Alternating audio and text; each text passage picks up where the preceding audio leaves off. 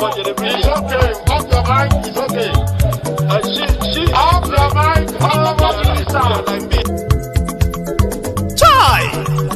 Now wow, people wey suppose talk through to power don't off mic.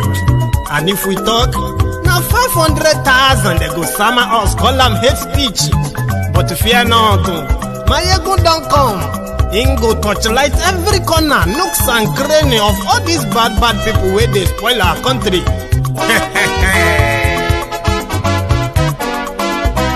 So my people make we laugh, oh, yo, yo. My ego don't come, oh, yo, yo.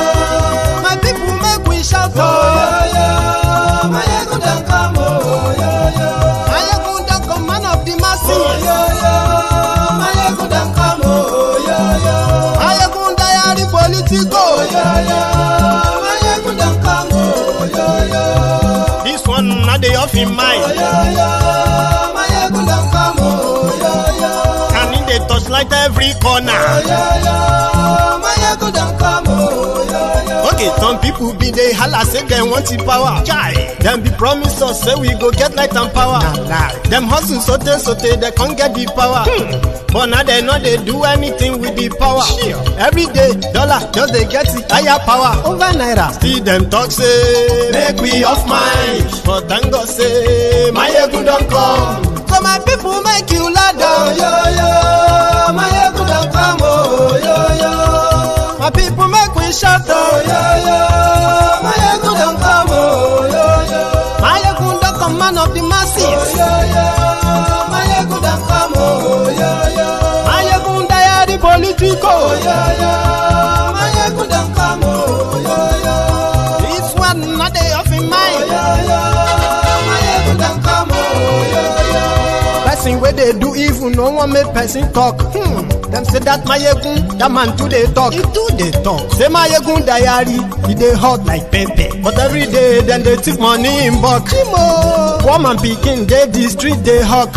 Still them talk say make we no talk. But thank God say my yegun don't come. So my people make you laugh, oh yo yo. My yegun don't come, oh yo yo. My people make you shout, oh yo yo. My yegun don't come, oh yo yo. Man of the masses, oh, yo, yo. My ego don't come, oh, yo, yo. My ego diary politico, oh, yo, yo. My ego don't come, oh, yo, yo. This man not the off in mind, oh, yo, yo. My ego don't come, oh, yo, yo. Aha. Naimuna.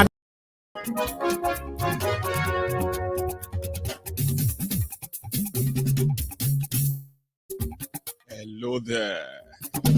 Mayegun la wa mo la mo do. Mayegun diary, Mayegun number one. Mayegun la wa mo. Good morning to you, good afternoon to you, good evening to you from wherever you are joining me from. This is Mayegun Live. Mayegun number one. Glory Facebook, glory YouTube. Gbogbo bó ṣe ń lọ ni Máyégún já wa sí. Mayegun diary, Mayegun number one. Àṣírí ọ̀jẹ̀lú kì í kó níbẹ̀ o. Mayegun diary, Mayegun number one. Bó bá ṣe eré, àní Máyégún máa wí. Share this broadcast. Invite your friends, invite your not so friendly friends, and tell them that Mayegun today, tonight, we are reporting from Kaduna. Diary politico. Mayegun diary, Mayegun number one. Godfatherism, kò sí lọ́rọ̀ Máyégún. Mayegun diary, Mayegun. For the past few months, we have been riding on the Emilokan. But tonight, you have an opportunity to have the version of Atiku too. We'll get to that part. Àní ẹ̀sùn Raki. Mayegun ti dé. Yeah. Mayegun ti dé. Ọ̀jẹ̀lú ẹ̀sùn Raki. Mayegun ti dé. Àní ẹ̀sùn Raki. Mayegun ti dé. Thank you. Lórí Facebook, And yes, we like Lórí YouTube. And yes, we like Ọba bá gbé wúrẹ́. And yes, we like Ìdíjọ ìgbádìyẹ. And yes, we like Presido bá rúfin o. And yes, we like There's something somebody said that maybe if I choose to open a church, online church, I would likely be a multi-millionaire in no time. Because some of the things we piece together here, all together, are the things that people actually work their brain out. Once they figure it out, they don't give them out like that. They call them prophecy. People pay for them. I have told you before the start of this charade, this distraction. And from, by remembering where we were coming from to where we were until this distraction happened, I told you that if you really want to understand that the one Nigeria that most of these guys are shouting is a farce. It's a fraud. It is with no substance. If you begin to scrutinize it, if you begin to dig it, you will realize that there is no real definition of who a Nigerian is, or by extension, anything at all that actually defines us as one, none.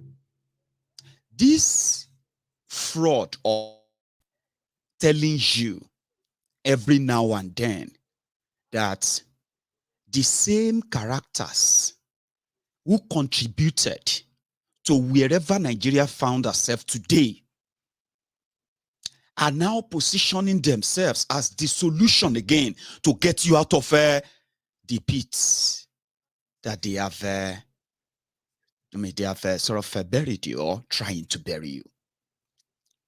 So at Atiku and gang, I said, if you want to know the hypocrisy of Nigeria and Nigerians, is the best time, if you are doing a research on that, the best time is now, when they are doing their fraudulent charade called election.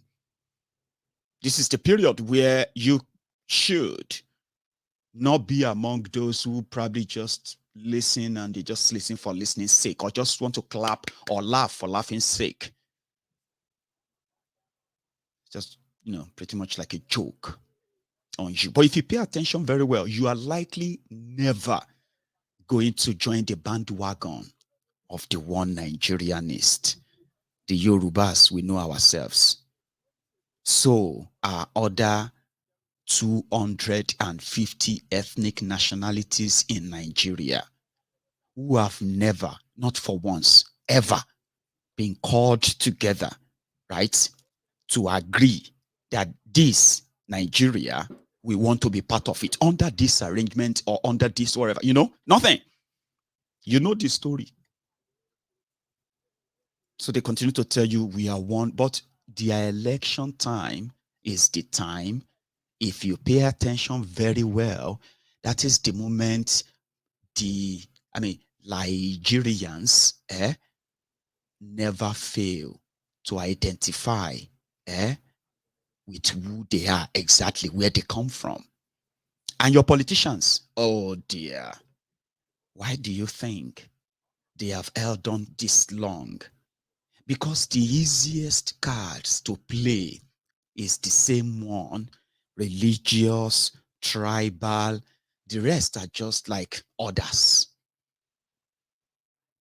They will pretend to you that they have a vision of one Nigeria.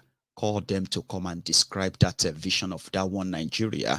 You will see most of them talking jargons, rubbish, nothing to, that actually relates to the yearnings of every part of Nigeria, according to their need. So the likes of Tinubu opened the floodgates of the tribal and religious politics, which prior to him has always been the hidden, dubious, dangerous instruments that APC, egbekegbe, never fail to wield, especially if they feel like they have been cornered. So it started with Temilokon, and you know the rest. Today, you are now seeing Yorubas versus Igbos, Igbos versus Yorubas, all because of your 2023 charade. But Atiku broke the ceiling today. In fairness, listen, this was him speaking directly. This time around, it wasn't like a reading from the prepared speech as usual. It was asked a question asked by the senior brother to Peter Obi's running mate, Ahmed Dati, his brother, asked Atiku at the Arewa house today, how can we Northerners trust you? And this time around, this is unscripted. And he spoke his mind. That mind is what has become the talk of the town today. And people like us who are like archivers, people who they archive things like this, political gaffes like that are not really gaffes. They are the truth, they are inner thoughts, and it is you that is still being blinded with one Nigeria lies. I'm coming back to you. So he said it point blank, and he said, listen, guys, I'm your best bet. Okay? I mean, he understood this audience. He knew them, right? It was at the Arewa house. You know what Arewa house is like to them politically in northern Nigeria? Kaduna. So Kaduna hosted Atiku and Tinubu today. And the same day, they dropped the bombshell. Nothing that has to do with your progress, development, safety, and anything else. It is, in fact, how to make them worse. But we'll get to that part. He was facing his audience. They were Northerners. And guess what? You know, like I said, I am somebody who actually listens to words carefully. Right?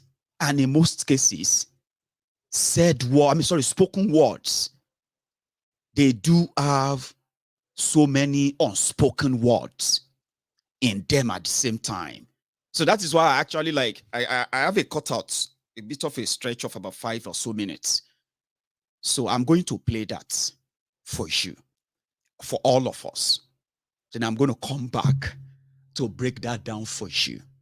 People are paid to make sure that whenever these old men, your ancestors, who want to secure your future as they are promising you, whenever they set their inner mind and they know that, this one a red flag, they pay people to tell you what they actually mean. And guess what? There are mumu like you. Many mumus there, like Nigerians. I understand what he's trying to say. But let me tell you something, you don't. If your understanding of it is that he was trying to win election, as some of you will say. Remember, there is already fire on the mountain of PDP. Don't let us forget that. In their China shop, his name is Werewike. As we speak, Werewike tantrum that so many of you felt like is becoming boring. It's becoming boring, Jari. That tantrum, as we speak, is holding Atiku and PDP Koropon. You know that Koropon, Scotrom, to the point that they thought they could probably just, forget him. Let's move on. when they got to Akwa Ibom, Uyo, where people were singing Obiterente at Atiku's mega rally launch, they had to quickly suspend the entire campaign until further notice. Within that same space, where the wiki has opened more cans of worms. I'm going to share that with you tonight. But let's go to, Atiku should have been in like 2-3 states by now after Akwa Ibom, because he actually launched this campaign there. But forget about the written speeches and all those things they are writing for them. No. Forget about those. Those are lies that anybody can read and repeat. You get that? So he was in Arewa house today and he told them, he said, listen, you are looking for somebody to trust. Hey, I have traveled all over this country. And as a northerner myself, what an average northerner wants is a northerner, right? A northerner. Listen, that's what Atiku said. You're going to listen to him now. He said, what an average northerner wants is, as president, is a northerner who can help them build bridges across Nigeria. Osheo Julius Baja Atiku. So that it will be the Julius Baja for them building bridges. After promising Wiki, well, this is it. He promised Okowa that it's going to be the turn of the Igbos after him, Atiku. Then he promised Wiki that he will hand over to him after his own 8 years. Both denied by Atiku, except that Igbo man will succeed him after 8 years. So what does he have to sell to the northern Nigeria? Atiku, a Fulani northern Muslim, about to replace another northern Fulani Muslim in Nigeria that is about to be shredded because of the level of division that we are witnessing today, caused mostly by religious intolerance, killings, and all that. So he was talking to the people they believe that own the votes. Everybody brag about that, Abi, Northern Nigeria. So Atiku was telling them, he said, let me tell you something. I am the only person you can trust, okay? Because look at Southern Nigeria. Look at them. They are not like us. We are multi-ethnic. We are multi-religious. That's what Atiku said. He said, on the issue of Fulani, terrorists, and all that, he would do what Buhari said he would do, but he couldn't do. Right? Fulani, others, should receive support from government to build ranches, because Atiku, he has thousands of cows, and they are all in a compound or in a big ranch in Adamawa. So he was addressing their fear. Don't worry, I am the only one you can trust. Because when I met with average northerner, they don't want any Yoruba president. They don't want any Igbo president. They want a northerner. A northerner. And that is me. I think the establishment needs the northerner. Maybe not you, maybe not me. Definitely not me. Because Tinubu was also in Kaduna. And guess what that one did in Kaduna? That empty Ategun, Pangolo butter, Tinubu. May God forgive some of you who are just, because of what I said earlier, that many of you are denying. One Nigeria, this country, God will shame all the enemy of this country. God is already shaming many of you. You know why? Now only because you get shame. If you get shame, Abba 2014, when all of you get a 10 shoulder pad for your shoulder, how Buhari is going to end corruption, how Buhari is going to end terrorism, how Buhari is going to, send all corrupt people to jail, how Buhari is going to ensure that 1 naira is $1, and so many other things you told yourselves then. And people were telling you that they won't those who are telling you them, those who are saying that to you back then, which I, my honorable self, the GO of the Temple of Truth, told you. I was one of them too, who said, nobody will say, God go shame all of you. Buhari will be president. Buhari never be president now. 7 years after that, poverty capital of the world. The country with the most jobless people in the whole world. The most terrorized people in the entire Africa. Come on, we can go on and on and on. So now no get shame. Koolu the empty pangolo butter. Joe Biden. He was also in Kaduna, appealing to the El-rufai of Kaduna. Yeah. We will never let you run away. He didn't speak that fast anyway, because you know that he has to take his time, like somebody who is drunk. Mayegun, you know, don't talk to like that to somebody who is older. You too, you want to grow old. I have elderly people here in their 70s. Some of them are embarrassed when they see Koolu's video. You don't understand. 70 years old on Mayegun's diary. On my YouTube, out of my nearly 65,000 people, right? 30% of that whole number is made up of people in their 70s. You won't believe that. 60s, 70s. Many of them are embarrassed when they look at Koolu.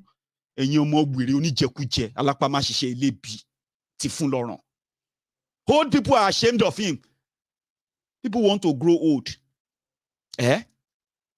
And play with their grandchildren. Enjoy the rest of their lives. Whatever they have made, enough that they can spend the rest of their life peacefully. But one drug baron that has become your fatherly figure, you that Nigeria has made you more like orphans. Because that's what Nigeria turned many of you into. Your parents have been completely disarmed. They have been completely economically disadvantaged. For those of you who have, who are their products, right? What happened to you? You became Omo Ojoba, so the likes of Tinubu, Obasanjo, Buhari. Who else again did here? Which other way they did here? Pastor Ruga, Arewa, Isale, Barack Obama, Ifashola, and the rest of them. Bunch of rogues and criminals. They have become fatherly figures to many, many of you wearies. At that age, you know what I'm talking about. He was in Kaduna appealing to the devil. El-rufai. He said somebody like you, El-rufai, that could turn a worse situation to bad. Meanwhile, it's the other way around though. A bad situation to worse. Ask the people of Southern Kaduna. We need your service. We will never let you run away. You have to stay with us. I'll get to his part. But let's go back to that of Atiku. When he was in Kaduna today. I mean, let's show the drama, the entrance and the rest, the usual today in Kaduna.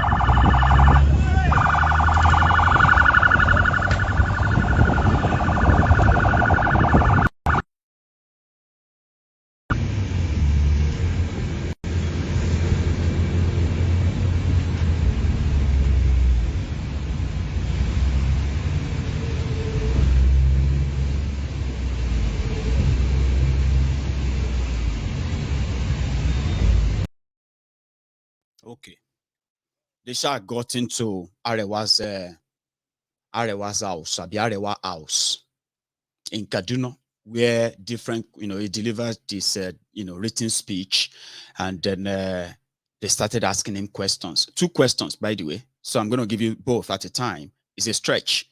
And then we will talk about why, if they feel like, well, I'm going to come back to that first. Let's hear Atiku, the controversial statement here. Please, I'm giving only 1 minute, please. Your Excellency, my name is Papayola Mama. My question is, irredentism has taken over the country. We only hear of Yoruba race and Igbo nation. When people are talking about Nigeria, from where I'm sitting, I notice it's only Northerners. I'm talking as a Northerner, not as a pan-Nigerian. It's only Northerners that are talking about Nigeria. People talk about Igbo nation, Yoruba race, and so on and so forth. In this context, I've been profiled. I've been denied opportunities of growth in certain parts of the country. I've been maligned. Implicity and banditry have been ethnicized, and it has been identified with me. In your presentation, your 20-minute presentation, I didn't hear you talk about how you intend to make me feel a northerner. Top programs of this government, like the rural grazing area, like the NLTP, the National Livestock Transformation Program, and open ranching or open ranching against open grazing, have not been realized because the government have been susceptible to blackmail. How do you intend to make me feel a Nigerian? To start thinking like a Nigerian? I am thinking as a northerner now. Thank you, sir.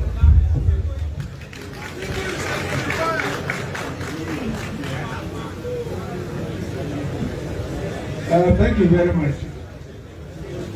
To be honest, we Northerners always think about Nigeria more than other parts of the country. This is simply because we are multi-ethnic and multi-religious. There is no any other ethnic group in the southwest other than Yoruba. There is no any other ethnic group in the southwest other than Igbo. So that's why they identify themselves as Igbo nation, Yoruba nation, whatever nation they call themselves.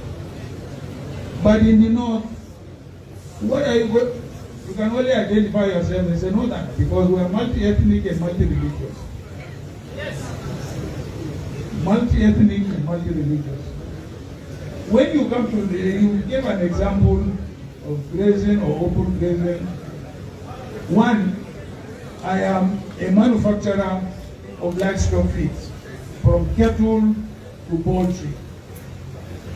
Two, I have more than 1,000 heads of cattle. They have never moved out of one location. So it's simply introducing modern methods of looking after our livestock. No more, no less. I had a very big quarrel with the governor of Oton on his accusation of Fulani, this Fulani. Big quarrel with him. I said, I'm Fulani. Why should you categorize all Fulani? And he admitted even his own ethnic group are stealing his own talk. I said, why are you not calling all thieves? They are all thieves also. So, it's just that we have to improve on the way and manner we look after our livestock. They have 1,000 heads of cattle there. They have never moved out. And I'm a manufacturer, as I told you, of livestock, from cattle to chicken to whatever. I manufacture them and I sell. So it's a question of introducing modern ways of how we tender, our livestock. Finish. Thank you very much. I also want to invite the committee to just 1 minute. Your Excellency, Northerners are watching you now, and in the next few days, they will hear or they will see you. Please tell the Northerner why, out of all the presidential candidates, they should trust you and not anybody else with their votes and their trust, and why you are the best candidate that can lead the North and Arewa through change. Please talk to the Northerner directly.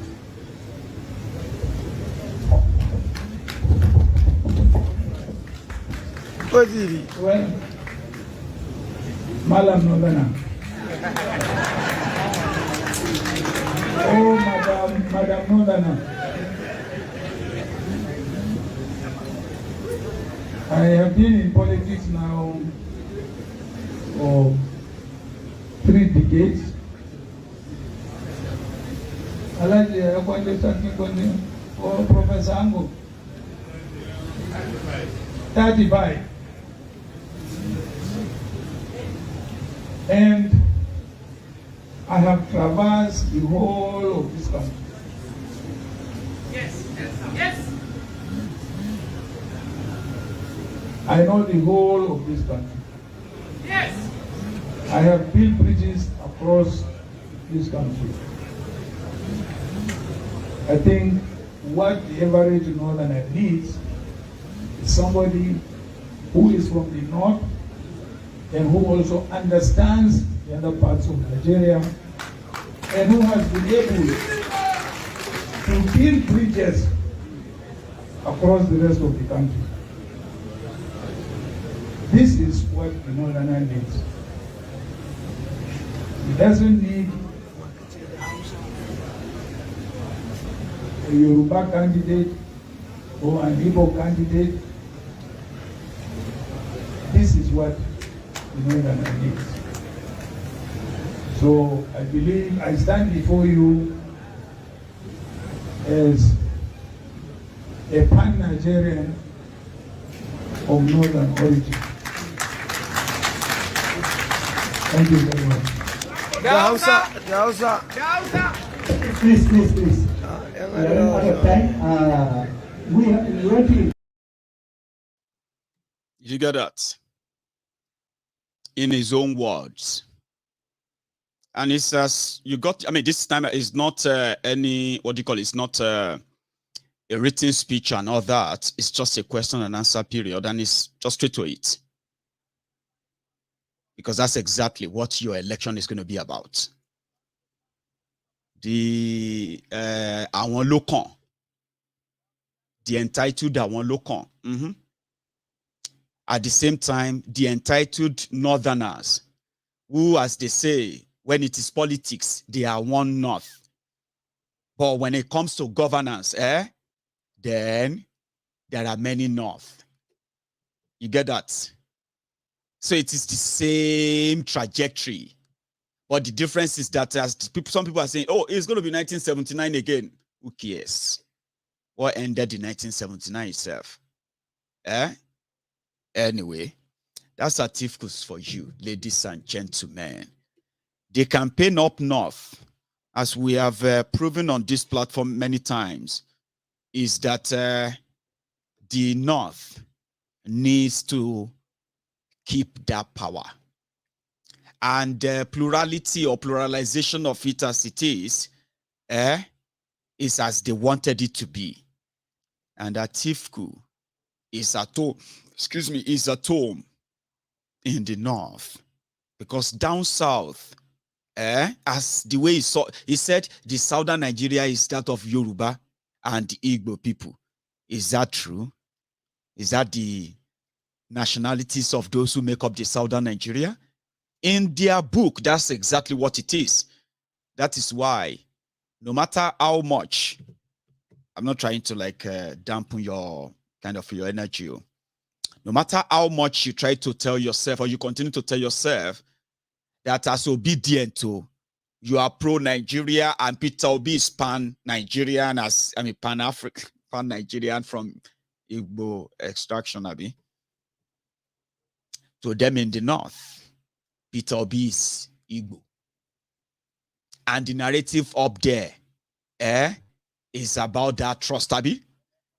And same thing is has been existing in Yoruba land as well, which the likes of Tinubu have been using to, leveraging on to play their regional champion, local champion for a while.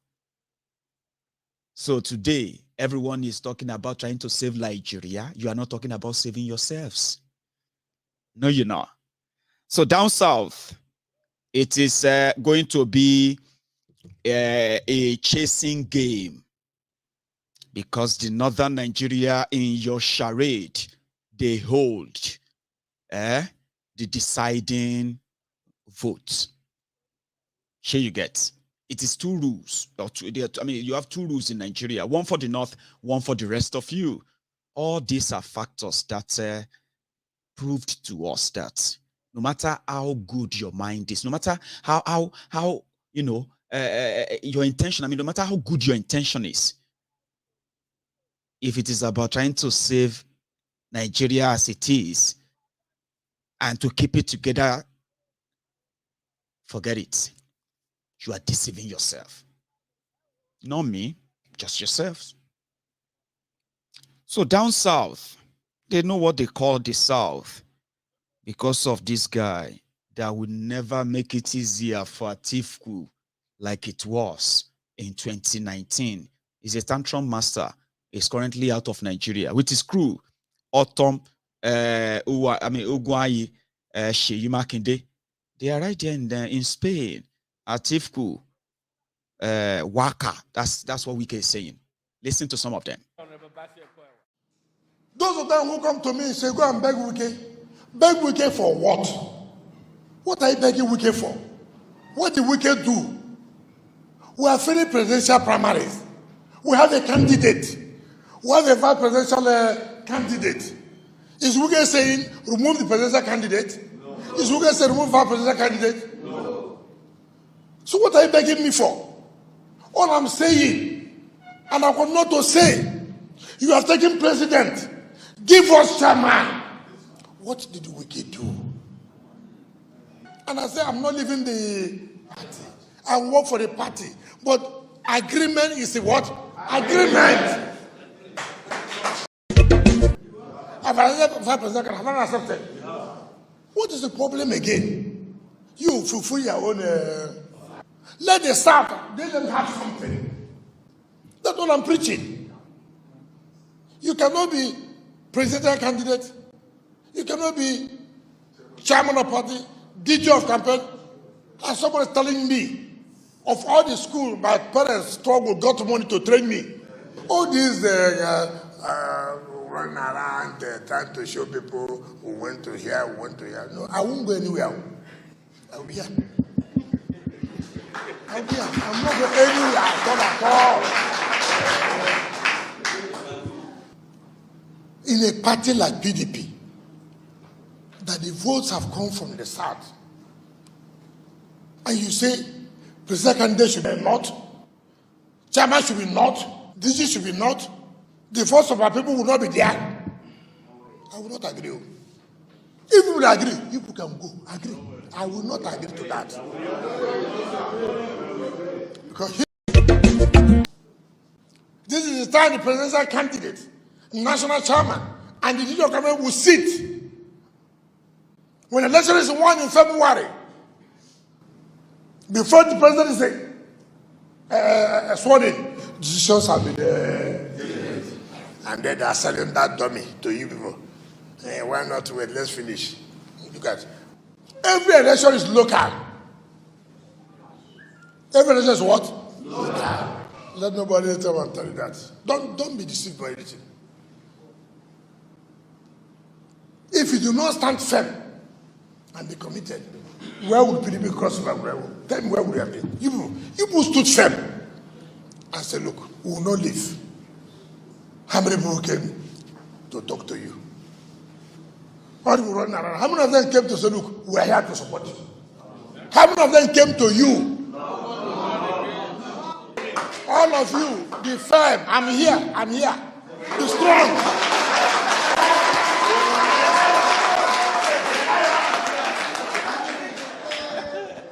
I said, I have not started politics. Now I have started politics. Do you understand me? I have started what? Politics. You know, man. Don't worry. They say we are nobody. We are something. Tell them that we are something. Just watch what will happen. Very soon, you will see politics. Do not panic. Do not panic. If they don't believe in you, leave them. It's not. Don't go and beg. Oh, are you beggars? No. You cannot. Even the beggar say, God, this begging it will stop today. Do you understand me? I should be have been begging. Say, God, I begged enough. Today, this begging will stop. And I say, having come here today, the begging has stopped.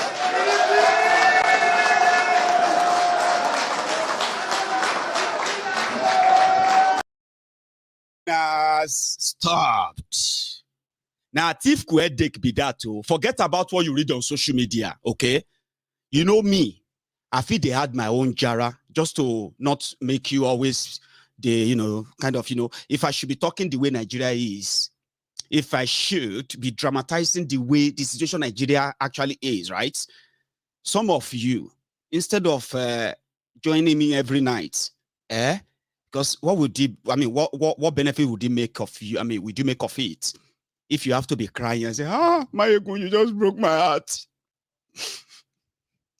You know that? Like, my ego, this Nigeria, I'm so scared. I haven't even done that. People are saying that I'm trying to I'm an alarmist. I'm not alarmist. I bring what they say. I may have my own jara just to lift your, just to lift your mood. Now, Atiku headache be that too. That is his headache. No matter, forget about what you read on social media. And those they pay to tell you that it's politics. It will no matter. As it be so, it's going to be a long charade. Even if we know, they have nothing to change. They have nothing to offer. There's nothing coming out of the whole thing. But even for the educational purpose of it, to tell others and say, listen, you might be an old man, me say you get sense, that you even get sense, me say you the use them, Are you with me?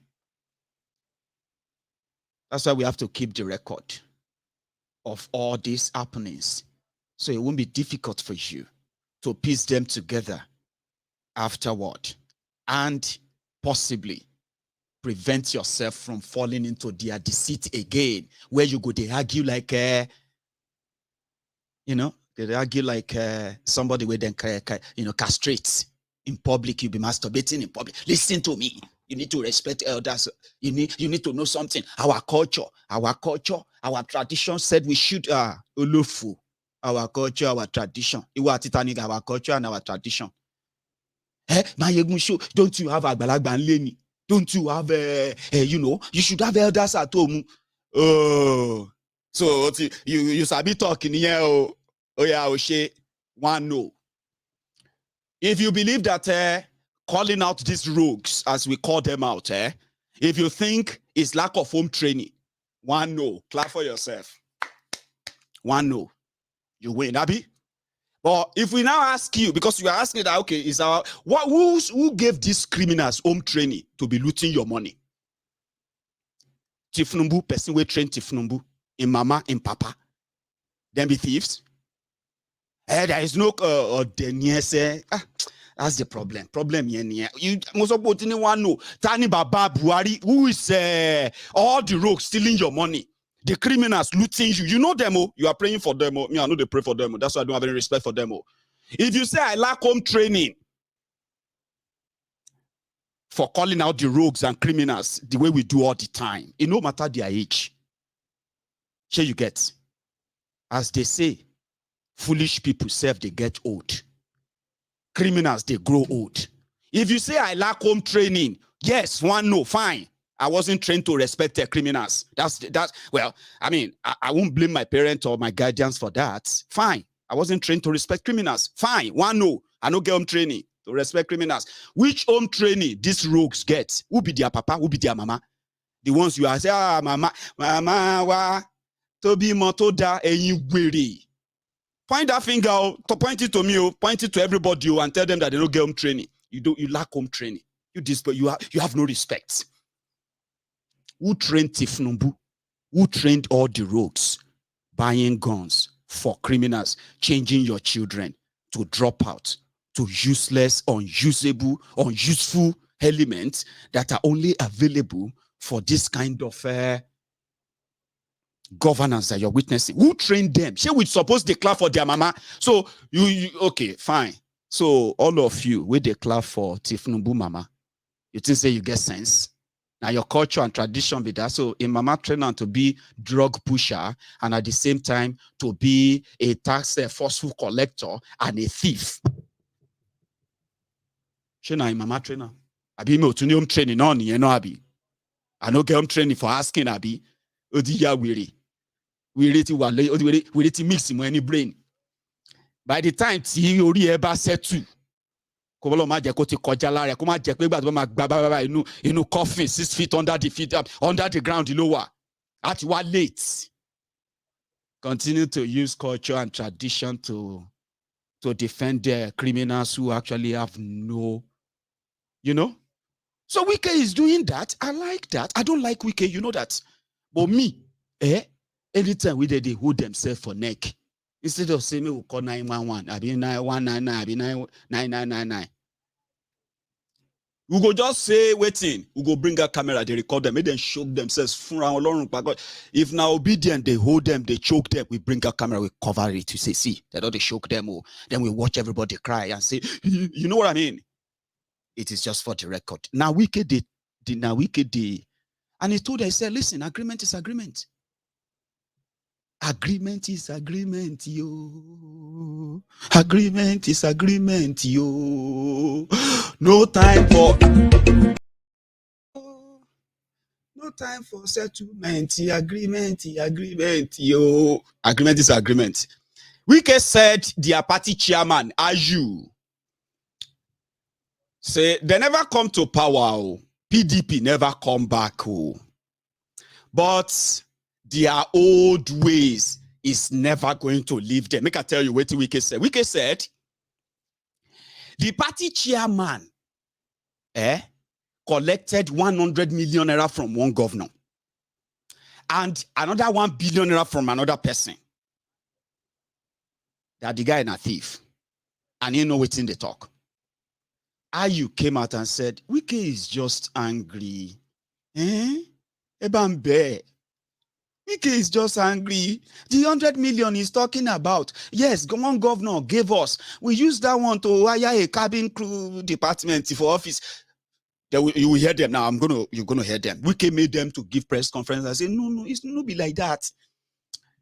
In fact, because we don't get any money, PDP no get any money. Can you believe that? They have 20. How many states do they have in Nigeria? I think they have 17 states, I'll be 18. 18 states, even after they lost power.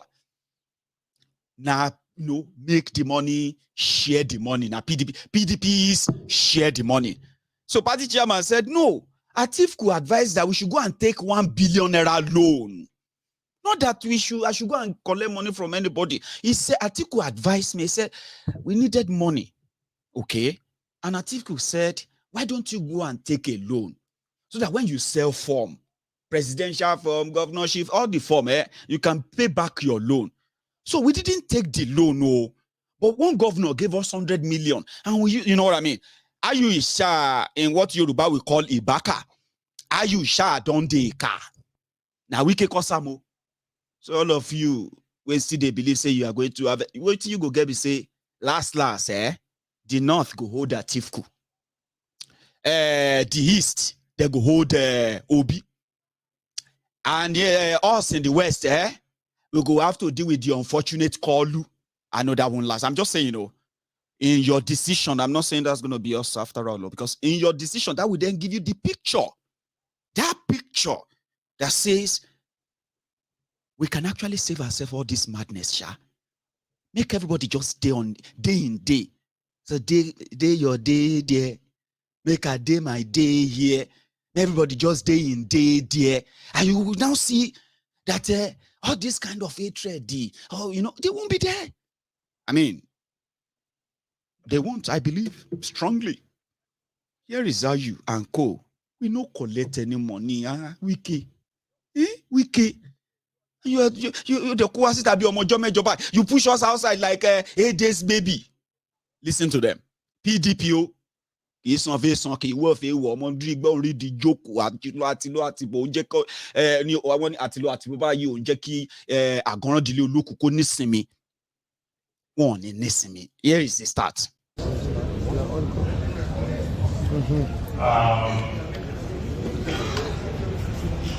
This is actually a meeting of the BOT of which I am a member. I'm only a member of the BOT. And when my chairman talks, I'm not supposed to say anything. But since these allegations have persisted, I want to take this opportunity to clear the air. When the first allegation was made, I decided not to respond because we don't want to encourage altercations in the party. However, I want to make it clear that at no time did I, as the national chairman of this party, collect any 1 billion naira from anybody. When we came in and the party had funding difficulties, the current presidential candidate suggested that the party should take a loan of 1 billion from the bank. And the owner of that bank also was an influential member of the party. He has left the party now. But when we discussed with him, we discarded the idea of taking a loan. And the party never took any loan or any money from anybody. And I, as a person, never collected 1 billion from anybody. Any money advanced to the party was declared before the National Working Committee and handed over to the treasurer of the party. The party's accounts are straight, they are up to date, and we promise to present the party's accounts at the end of the year. On today's allegation, luckily, I have fully briefed the BOT that one of our governors made a contribution of 100 million for the revival of the People's Democratic Institute, which was housed in the Porter Cabin. And I explained to them that we hired an appropriate place in Asokoro, we have renovated it and we have furnished it. 2 or 3 days ago, we went there to inspect the place. And the National Working Committee decided that even before commission, we should invite the governor in question to come and inspect what we have done with his contribution. I'm happy to state that the National Secretary of the party has since written a letter to that governor. The party, either I or the National Working Committee, never took any party money to carry out the renovation. In fact, we have not even exhausted that 100 million, which was donated by one of the governors. The consistent attack on my person since the end of the convention on 31st of May I have refrained from reacting. As the father of the party, I felt I should encourage reconciliation.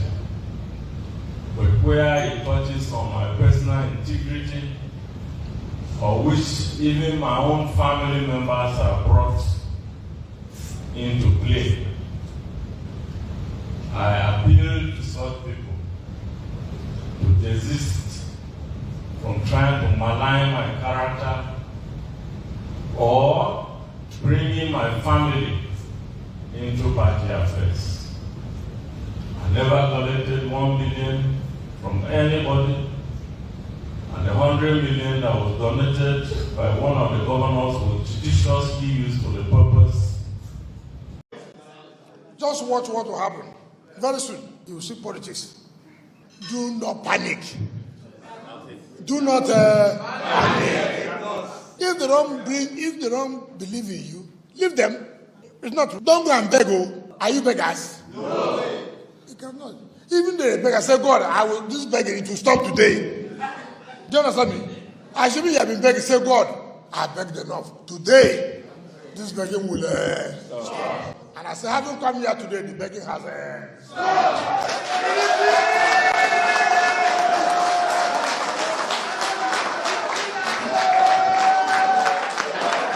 Melembe, Melembe, Melembe. They will see us very soon. I thank you and God bless you.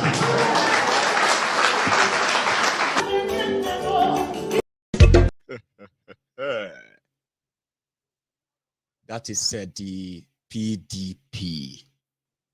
And that is why Tinubu told the Yorubas, Yoruba lokan.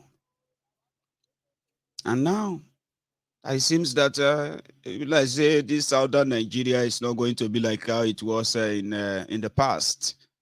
Atiku just told the northerner, you need a northerner to survive in Nigeria. You don't need Igbo president. You don't need Yoruba president. I think it's only Peter Obi that said that don't vote for me because I'm Igbo. Don't vote for me because I'm Christian or something like that. Vote for me if you, I don't know the code, but I think, but we are waiting for him too. Maybe to, well, maybe I shouldn't say that. Let's just say what we have heard. So as we speak, Werewike is cooling off in Spain. Well, so I heard anyway. With Seyi Makinde and others. They have stayed away from Atiku's campaign. And the reasons why Atiku is not letting them pursue you right now is because, like this, you remember this song? I'll tell you the story quickly. It's a folklore story, by the way, just, you know. The wife of a chicken farmer was dating a goat farmer, right? Secretly. Then, because the goat farmer wanted to keep the wife of the chicken farmer, the goat farmer conspired with others to kill, the wife of the chicken farmer, told his boyfriend, so to say, the goat farmer, that if you want to kill my husband, the chicken farmer, just come in the middle of the night, disturb the barn, let all the chicken scream or like, make noise. Once he heard that, he's going to rush out. Once he rush out to kill him, then I will marry you. So the goat farmer and his friends came. They did as they were advised. So they killed the husband. So the wife of the chicken farmer married the goat farmer. It didn't take long. She started dating another person who happened to be a cow dealer. Now, with the same technique, he told him, he said, if you want to marry me, we need to kill my husband. And if you really want to kill him, he loves his goat so much. All you have to do is to come in the middle of the night, disturb the barn, and then the goats will start making noise and my husband will rush out.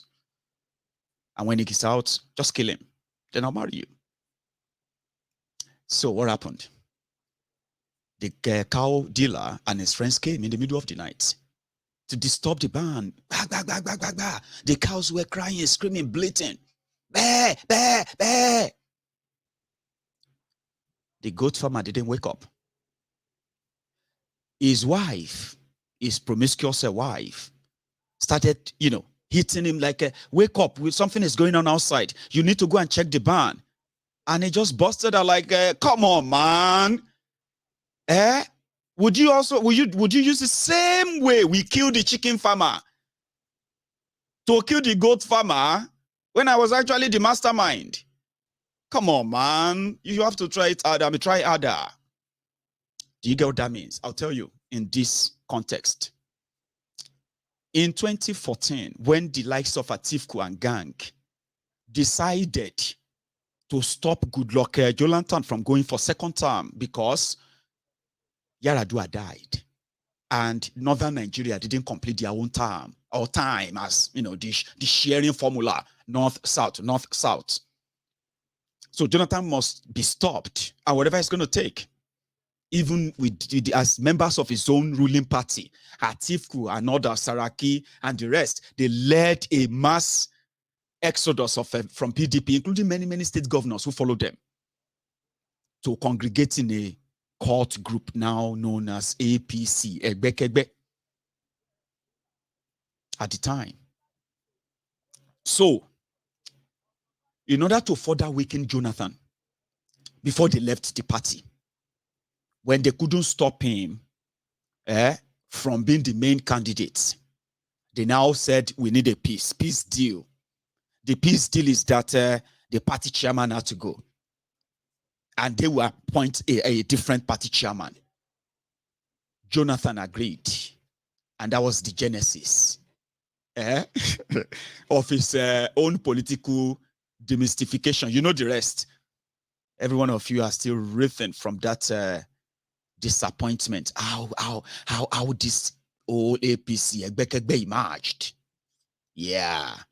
So Atiku is not in power, but he knows the trick very well. He was there when they muted the idea, when they financed the idea, and when they executed it. They saw to the end of PDP rule in Nigeria. So how dare Wike trying to use the same formula for him, even when he's not in power yet? Change the party chairman that paved the way for the beating of Wike. No. Okay, let's have a deal. After the election, Ayu will resign. That's when Wike was like, you guys are not ready. No. We want him to go now so that we can have this, So that's the cat and mouse game there.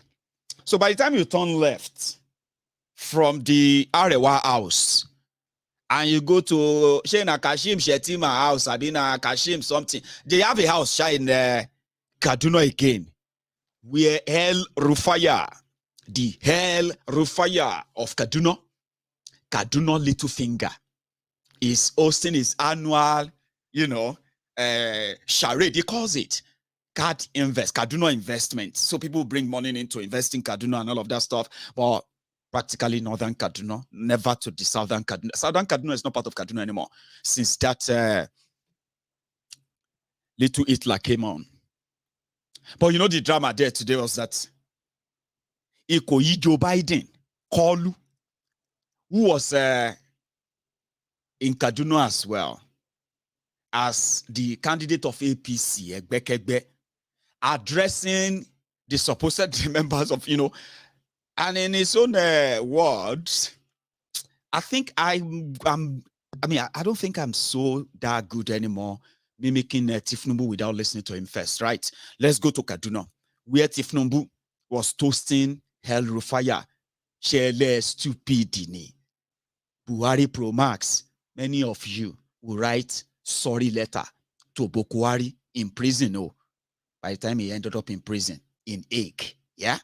Many of you will be writing apology letter to Buhari in prison. By the time Koolu, this one, takes over. For thinking and doing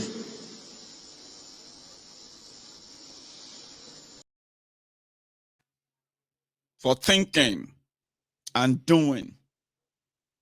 Now, I said something about old age earlier, okay?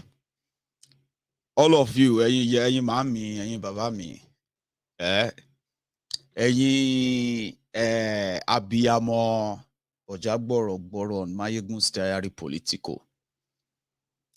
Àti ẹ̀yin àgbà fi arógbá aṣọ má balẹ̀. Ẹ̀yin tí ẹ̀ ń pọn ọmọ tí ò gbọ́dọ̀ jábọ́. Ẹ̀yin ìyá Máyégún yẹ. Ẹ̀yin old ones ni mo ń sọ yẹn o. Ẹ̀yin màmí all over the place. I know many of you who pray for Máyégún. Máyégún wà dàgbà. Wà dàgbà. They say àṣẹ. Because they know that way I am so valuable that mo gbọ́dọ̀ dàgbà. They are embarrassed wherever they see Koolu. Some of them are, imagine you are 70, right? Usually, right? A 70-year-old man or 75 years old man or woman, 80 years. I have 80, 90 years old people. Mayegun's diary here. Mama 80. And they are looking at Koolu. And they are like, what's going on? Like, I'm still kind of smarter than this person. Is rich, well, I mean, they feel embarrassed for Tifnumbu. So you cannot use a picture, image of crookedry as an image of what somebody should be like when you grow old. Older people on here are embarrassed for Tifnumbu. They will never let him talk to the media.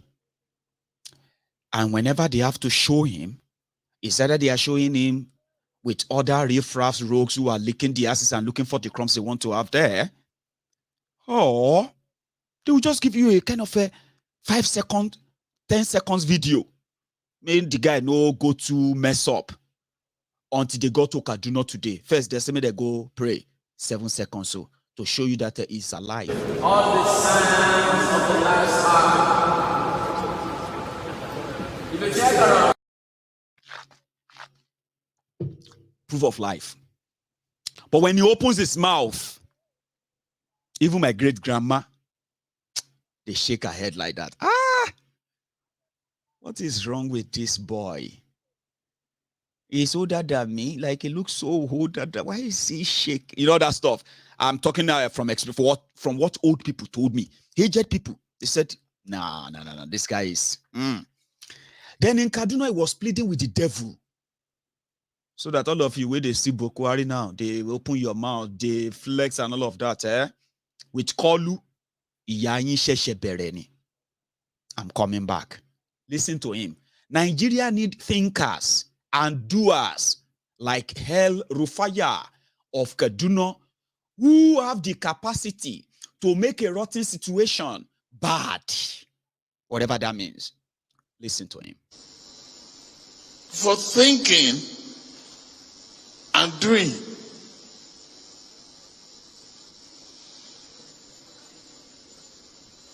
Nigeria needs thinkers and doers.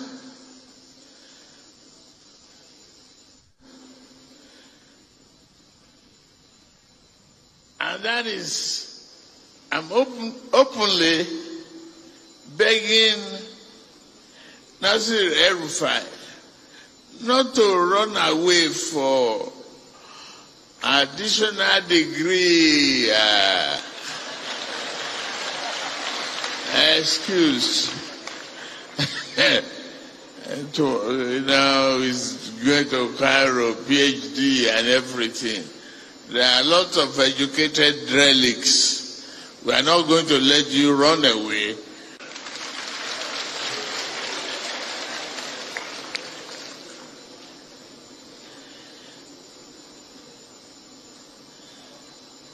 Therefore, I'm sure that under the able leadership of this governor, not El-rufai, the leadership of the Park and the subsequent administrations in Kaduna, will be very successful once the path is straight.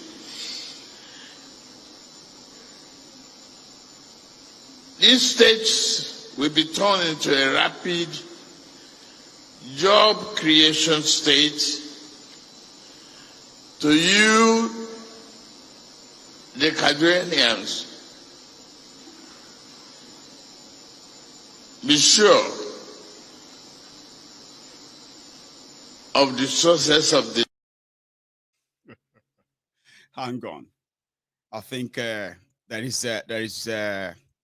is one I should have brought on, but hang on, don't go anywhere. Listen to this other guy who was there too, the former emir.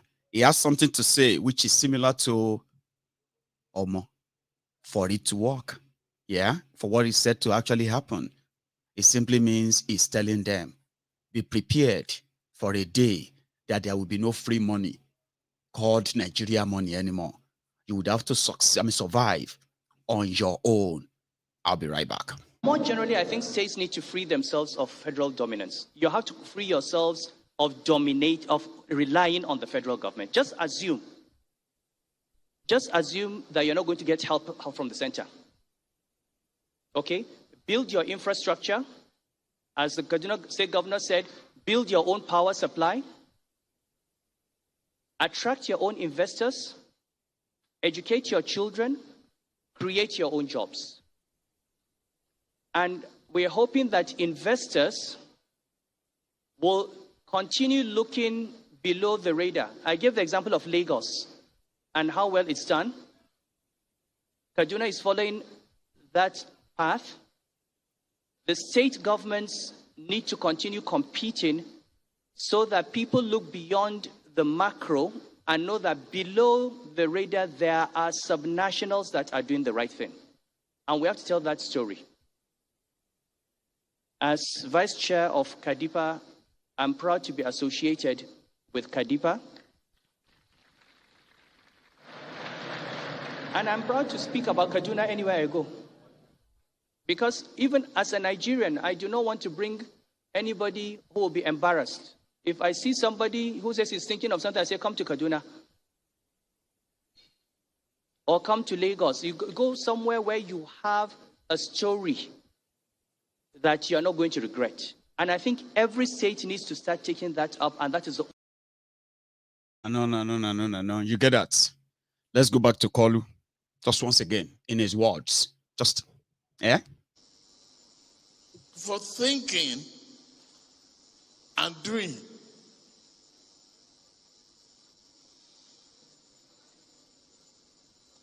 Nigeria needs thinkers and doers.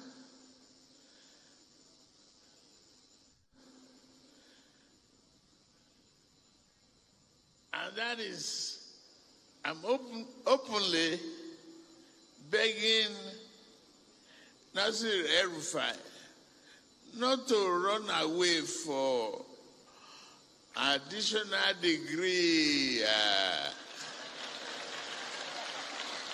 excuse. He's going to Cairo, PhD and everything. There are lots of educated relics. We are not going to let you run away. Your vision, creativity, and resiliency in turning a rotten situation to a bad one is necessary at this critical time. That is why we are here today. Turning a rotten situation, a rotten situation to a bad one. That's not a sleep. I mean, they will tell you, El-rufai has done this or that. Kaduna, just say where they will tell you, Lagos, the mega city. Every time they say, Lagos, Lagos. And then you see the Lagos Ababakus. Tell us your state. They ask me. He's asking me, a Lagos landlord, to go back to my state because of Tinubu from Iragbiji. That's what somebody said. My going just say Iragbiji Joe. I mean Iragbiji Joe Biden. Apologies to the Democrats who are my friends on my Egun's Diary Political. Sometimes Even pursue just day in day, they collect. It's just what Nigeria is. I just want to say that.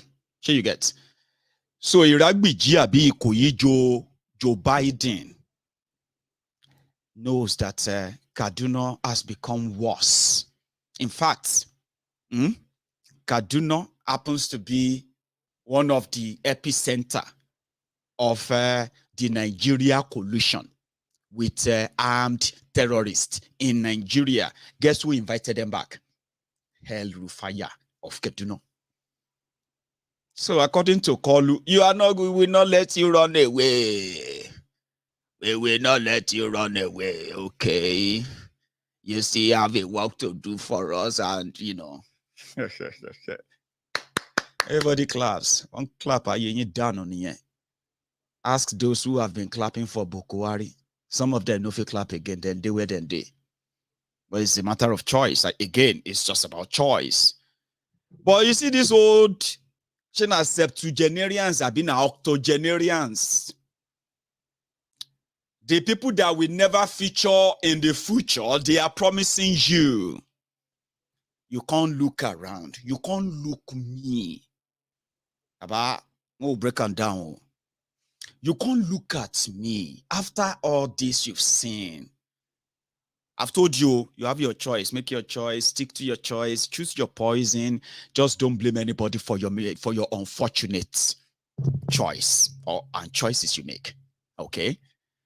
So you can't look at me that is pointing out all of this expose so that it can possibly help with what, if you are thinking right, just if this will help you to think right, I bring to you, or should I say I brought to you things that the rogues that you call leaders are doing that are also contributory to whatever, what they're doing secretly and what they're saying publicly. When you link all of them together, you realize that none of them is in your own interest, right? Then you look around and you say, God will shame you. Atiku is going to be our next president. Kintemi. If you get sense for real, see, listen. I understand that there are those who have left Nigeria. Sure, you get now. They have left Nigeria.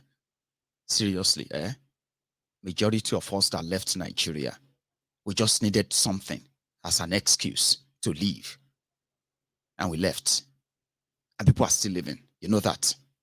So when people leave Nigeria, and in a way, in their safe haven, they are defending Nigeria from that place. You, Stanley, you, that is there in Nigeria, you are there. Like normal person, you are hustling your life. I mean, you are doing your stuff. Let's even say you are doing your legit, okay? But you know it, that you would have to work extra and extra to be able to even afford a tiniest comfort as a person. You know that. Now, this is two scenarios now. Two people. You, Stanley.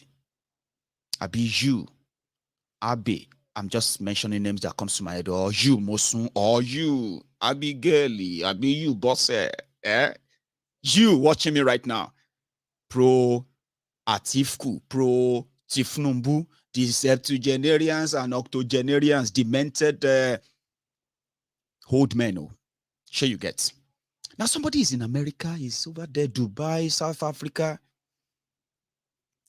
He attacks Maya and said, Maya, go shut up your mouth. God will shame you. Asiwaju is our next president. He's in South Africa. Sure you get. Or he's in America or UK. This Mayegun, you are so useless, very stupid Yoruba boy. Asiwaju is our next president. He's typing that from America. But you, Mosun, Abi Adija, Kubure, you can't go under the comment and say, facts.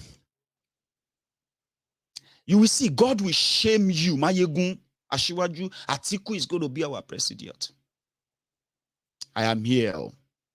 The person is somewhere else. So you are in that Nigeria. Everything where they talk about, sometimes when you read them online, you are like, when did this happen? It's now yesterday. Now where are you? You know on your data. Sorry, I was trying to manage my data. I didn't on my data last night. That's why I didn't know. Oh, since afternoon yesterday. On the data, Jare, and get up to date news. See, the people abroad already know everything. They are the ones who told us. So somebody said, Mayegun should shut up. You click on their profile. They are living in Florida, America. You from Ajangbadi,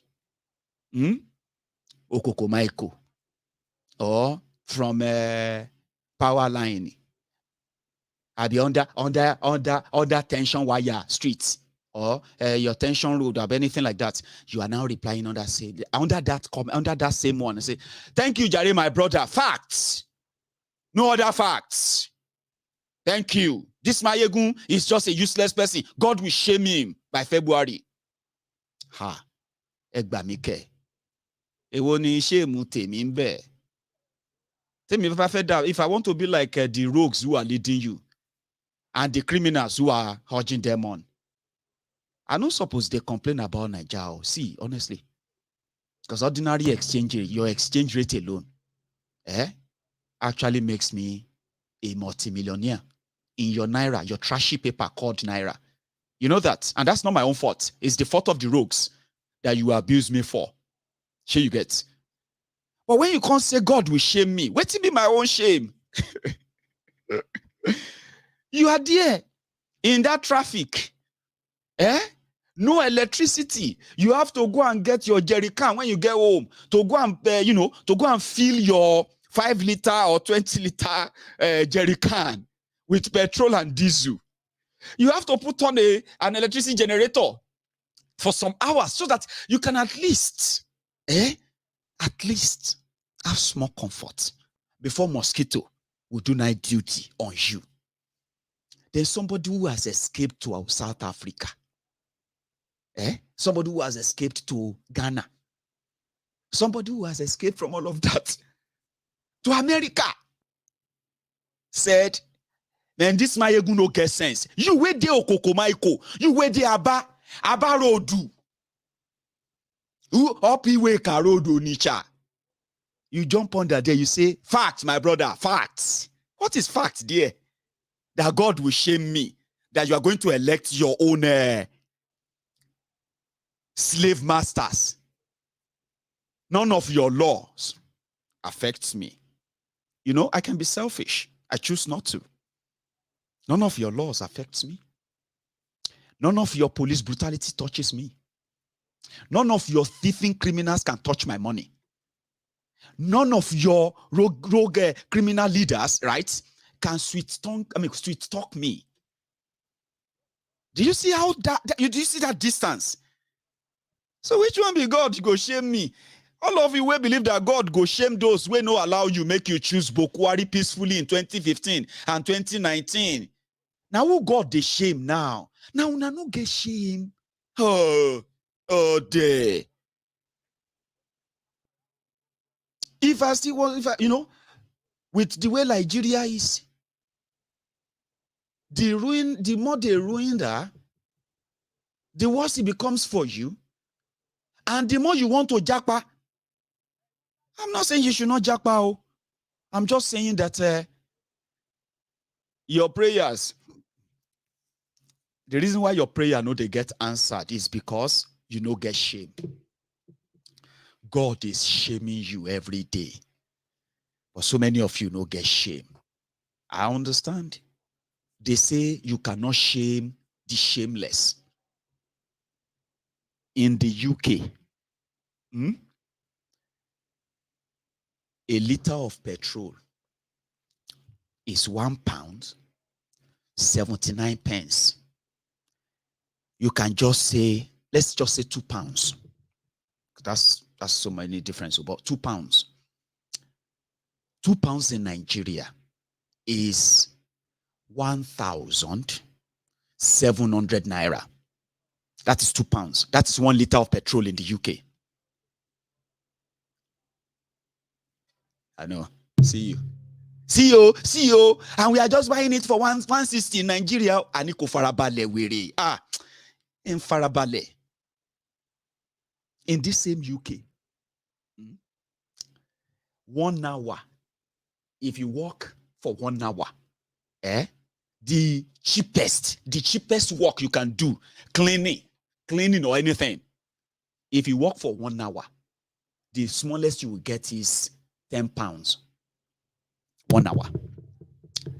The smallest you can get for cleaning in a week is probably 20 hours. Oh, baba, to ba jakilapa, to korisapa, to more exchange rate. The person who sabi the exchange rate, you feel do 60 hours a week. Now, let's now cut it slow, Abi. Let's say you are doing cleaning, 10 pounds an hour. My brother, 10 pounds an hour is 8,500 naira your money. If he does 5 hours in a day, that is 50 pounds. Now, 50 pounds of your money, if I am not mixing them together, I'm going to say should be somewhere around 42,000 naira of your money. That is 1 day. 1 day job, 5 hours, clean, and all that. So in a week, let's say 40 hours times 10, that is 400 pounds sterling. In your money, 100 pounds sterling is how much? 87,000 naira. Multiply that by 4. You know the math, Abi? Now tell me, would you be able to afford 10, 20 liters of petrol in a week if you are driving? Would it be difficult to buy a 25 pounds travel card and other things that could help you take you to your work and the rest of that? Would it be hard? What about house rent? What about it? What about it? In all comparison, it's just that many of us who are speaking out, okay, we are not expecting Nigeria to turn to London, to turn to America, to turn to all these places overnight. But at the same time, we can see from far how much poverty that are intentionally being created by these people. And we are watching from far too, that not that they are so smart or so good, but because they have managed over time to build a nest of poverty population that they can always rely upon. All of this are what we are seeing from, well, you know, the end result, the end goal is that none of all their intention actually work for anyone, not even for them. Do you see where we became concerned? Is because when many of us left Nigeria, I don't know about others, so I know those who said, Omo, as they leave Muritala, they just pack the sand, wait and see for outside, pack them inside paper and say, hey, God, as they come out for this place, I know they come back again. Guess what? There are people who did that. Now, because of how much shege Nigeria, some of you left, well, let's say some of us left, with the intention of going back there and support our local community, our people, just as we do almost on everyday basis. Our remittance is more than your national budget in Nigeria. Do you even understand what that means? As your criminal leaders are looting Nigeria, sharing the money, fueling different private jets they use your money to buy, we continue to subsidize the economy of Nigeria through our everyday remittances back into that country. That is why you haven't turned to Venezuela and the rest. But you know one thing, apart from the fact that Nigeria takes from us, and we continue to give back as much as we can, it has now occurred to us that if we continue to just give, many of us and our own descendants, so many of us who left single and then became established, educated, established, married with family, we are growing into a very scary future that taking those families back into that Nigeria is now going to be like a lottery. You have to play it out. Should I or should I not? Should I or should I not take them? Should I take one or take 2 out of 4 children? Or should I just go alone first? Now, this is the future many of us from outside Nigeria are saying. You may not be saying that because look at it today. The only future many young people have in Nigeria today is that Japa future. God knows how many times many of you who are praying to God to shame Mayegun so that when Tinubu become your president, you can sing and praise God that he has shamed your enemy, Mayegun. Many of you, your future, your hope actually is in what? To Japa and leave that hellhole. But when you Japa finally, even if you are supporting them from outside Nigeria, there a day is coming very soon. That reality will hit you. Now, when that reality hits you, you're going to remember Mayegun. Oh, you're going to remember me. Seriously. You will remember me and everything I have said, which is, wherever they say Nigeria is, yes, we are from there. Officially, we are still Nigerians. Abi? All the documents that we have, for those who haven't changed here, so me, I haven't changed because I have not had the chance of changing that, okay? However, yeah, we are still attached to it. Whatever happened to that Nigeria, we are all going to be affected. And in that regard, one day, just one single day is going to come. You will remember me. Oh, you're going to remember me. And you will remember every word you have heard from me. So, God does no shame for somebody like me other than grace. Haven't you noticed? Left, right, center, around Mayegun, it's been grace, progress, promotion, and every other thing you can think of. And look at me. I am still here. I'm still young. And I'm still worried that if nothing is done with the way things are going, my own children, they will probably never, ever want to ever step at their foot in Nigeria again.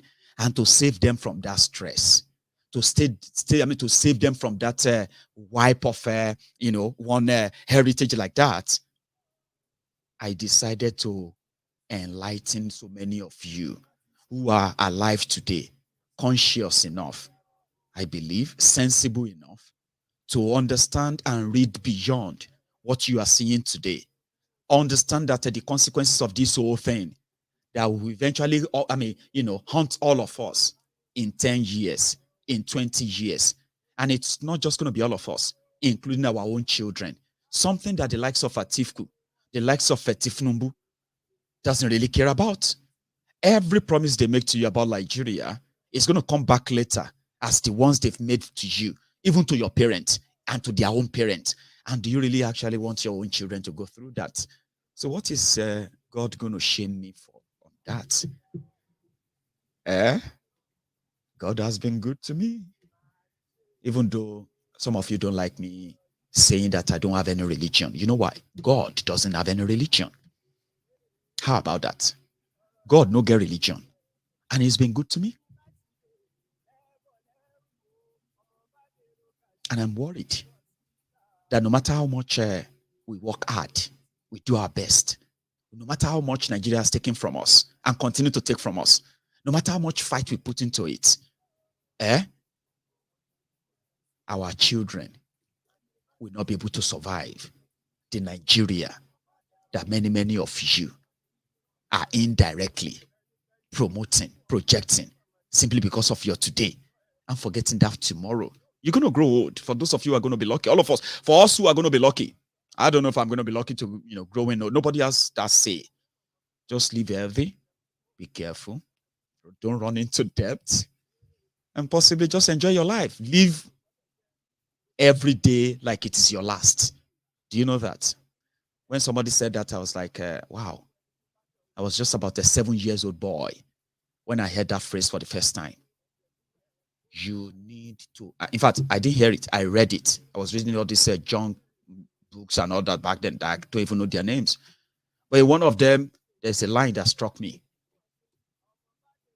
You need to live your life every day like it's going to be your last. You know what I mean? That means you have to do what is right, do what is good, because you may never have another chance of doing that. You know that? And that's exactly how I live my life. I live it like it is the last. So that when you hear from me, there's something that you remember of Mayegun. And you can live like that too. With that, all other worldly ambition, greed, selfishness that actually makes many of you want to keep up with your oppressors. And so many of you want to even be like them, forgetting the fact that your oppressors of today, they have their victims, which you are also included. Now, when you turn to the same oppressors tomorrow, there will also be others who are going to be your victims. So they are your role models, we know. But that is not the future. It is not for anyone. It's going to end all of us. I mean, take your position today, choose what you like, talk down on anybody, do whatever you want to do. But as long as you do it for one Nigeria as it is, you are digging the same grave. Trust me, it is getting deeper and deeper, and it is not in anybody's interest. Sadly, some of these guys will be gone when this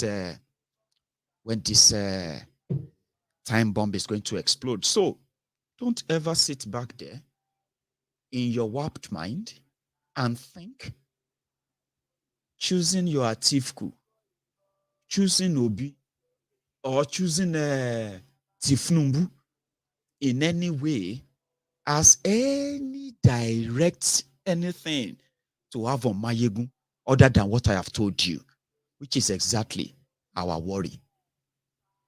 So many of you don't really care because you don't know. And since you don't know, you don't care. There are many, many of us who knows what are the time bomb that will eventually, if nothing is done, and that is if we don't stop the bleeding, let everybody go their separate ways. I will never stop telling you that. But guess what? I will also never stop encouraging you. All of you who want to save Nigeria. I will never stop encouraging you never to stop. You have to choke yourselves, sit on your necks, drag yourselves, because everything you do to yourself, in my book, they are textbook definition of a country that's truly, it's not one.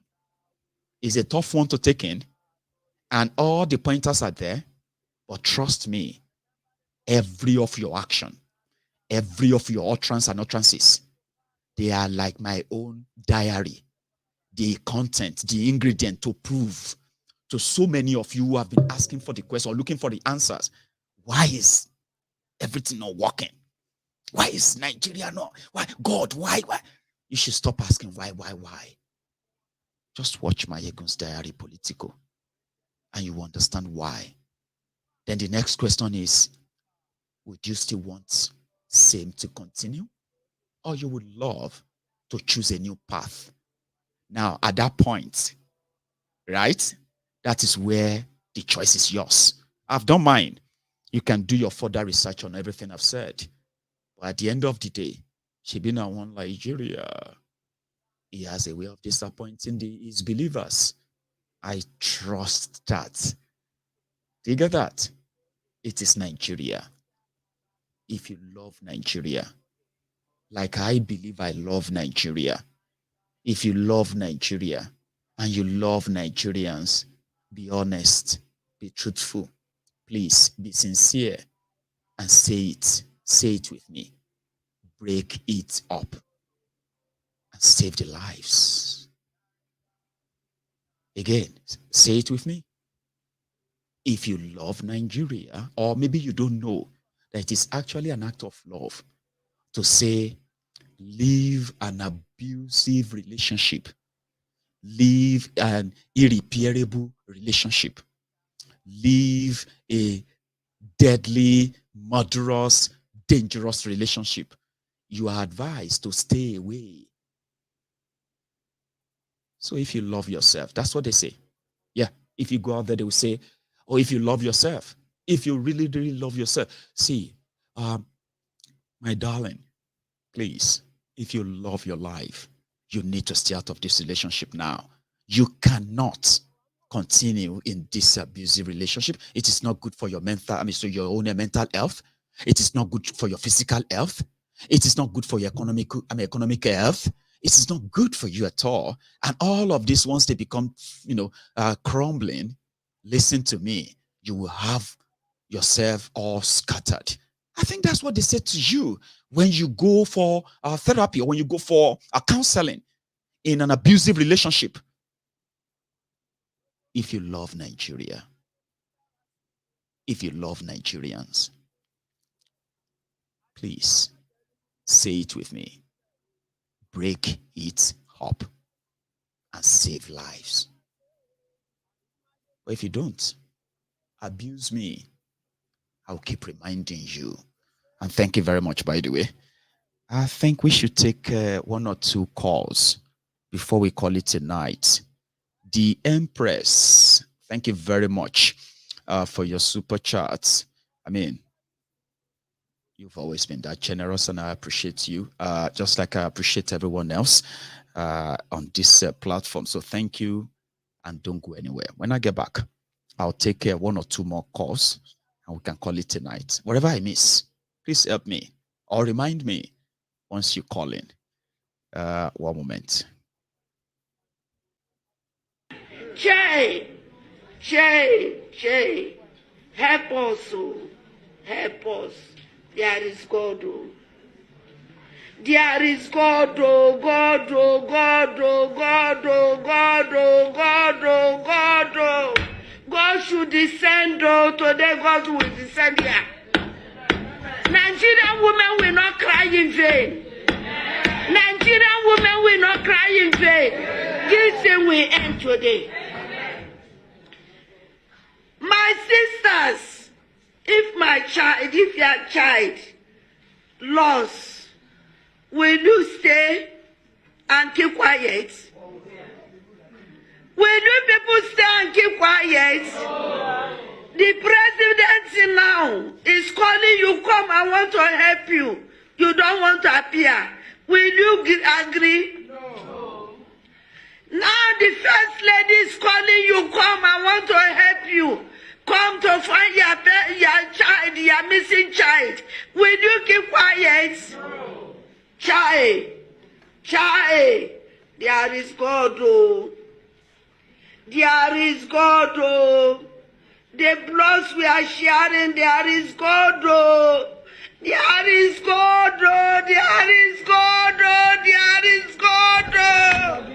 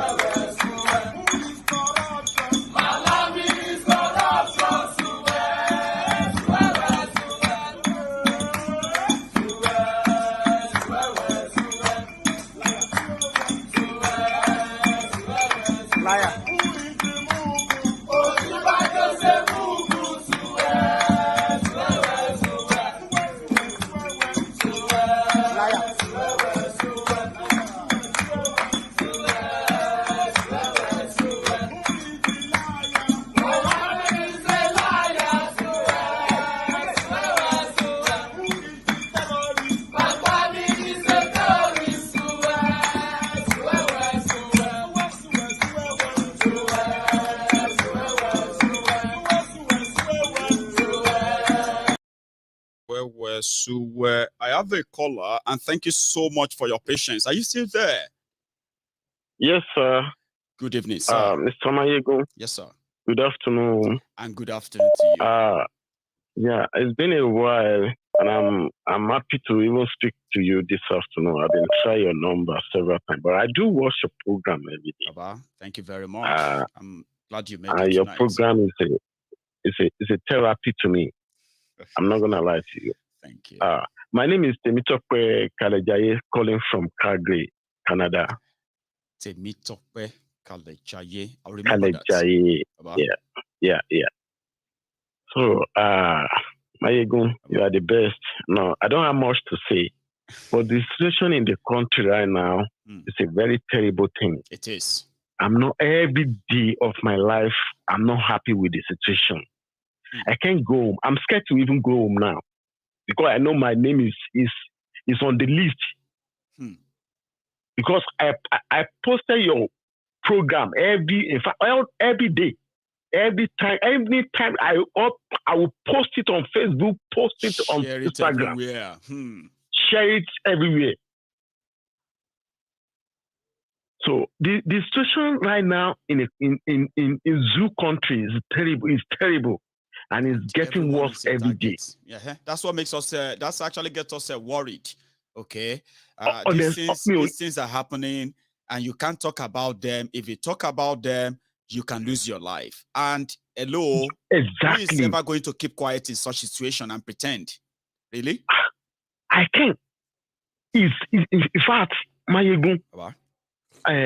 Ọlọ́run Elédùmarè á gbà wá yọ.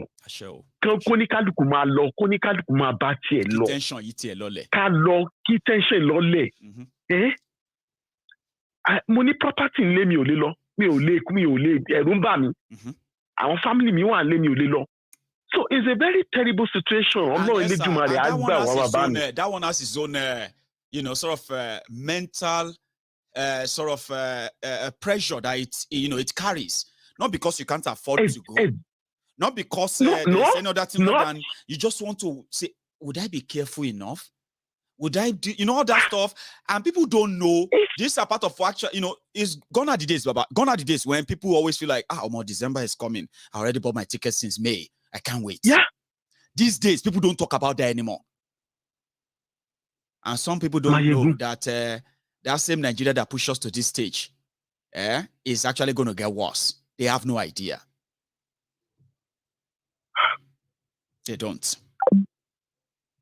Thank you so much. I think I lost the call, by the way, but the message is already delivered as much as we all heard him loud and clear. So meanwhile, before I take another call, okay, if you are still watching on Facebook and YouTube and you haven't really dropped your offerings, which is like that video, or subscribe if you haven't already, okay? Subscribe and check your notification and make sure that it's set on. These are the ways you would never miss anything, Mayegun. Hello there. Hey, Mayegun General. Yes, sir. How are you?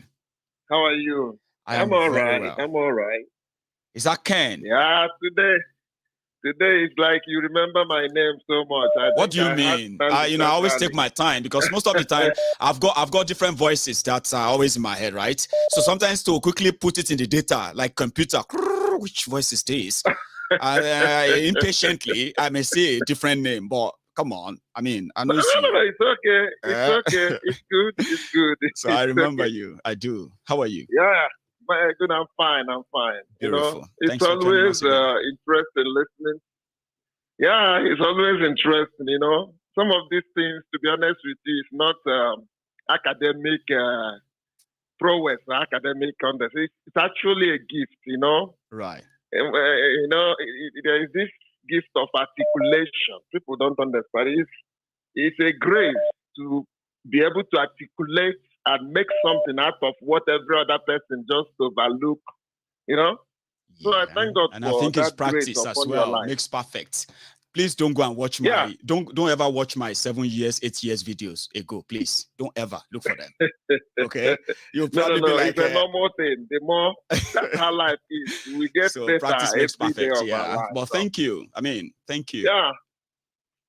You see, one thing is very interesting when I listen and when we see, like I said the last time. Yes. Nigeria will provide you what to say. Yes. You can never get exhausted of saying something about Nigeria. That's why I told people never to make me a mono person. I'm somebody who is always everywhere. And I can make a conversation out of just anything and everything. So if I begin to turn up here every evening, saying the same thing and again, now I go say, Mayegun, wait, I beg, you know what? Can you give us something, and that would be so embarrassing. So I can't be mono, but Baba, at the dig, I'm with you. Yeah. I will really appreciate that. Thank you. It's very interesting when we look at Wike today shouting injustice. Mm-hmm. When we look at Wike shouting, what is the benefit of the South? What is the benefit of the River State? Nigeria has a way of giving it to whoever that stands to shout one Nigeria at the end. No matter how you try to do it, when the time comes, the owners of Nigeria from the north will tell you that, hey, we understand what we are doing. They will put you in your place. This Wike that is shouting whatever they agreed in their southern government. It's a Wike. He went to Anambra State in the old home of Peter Obi. He was bold enough because of politics to demean the man in his own state where he has been a governor, of the telling same them party. that he has no political value. They don't need to waste the vote. He can never win. That's what he said.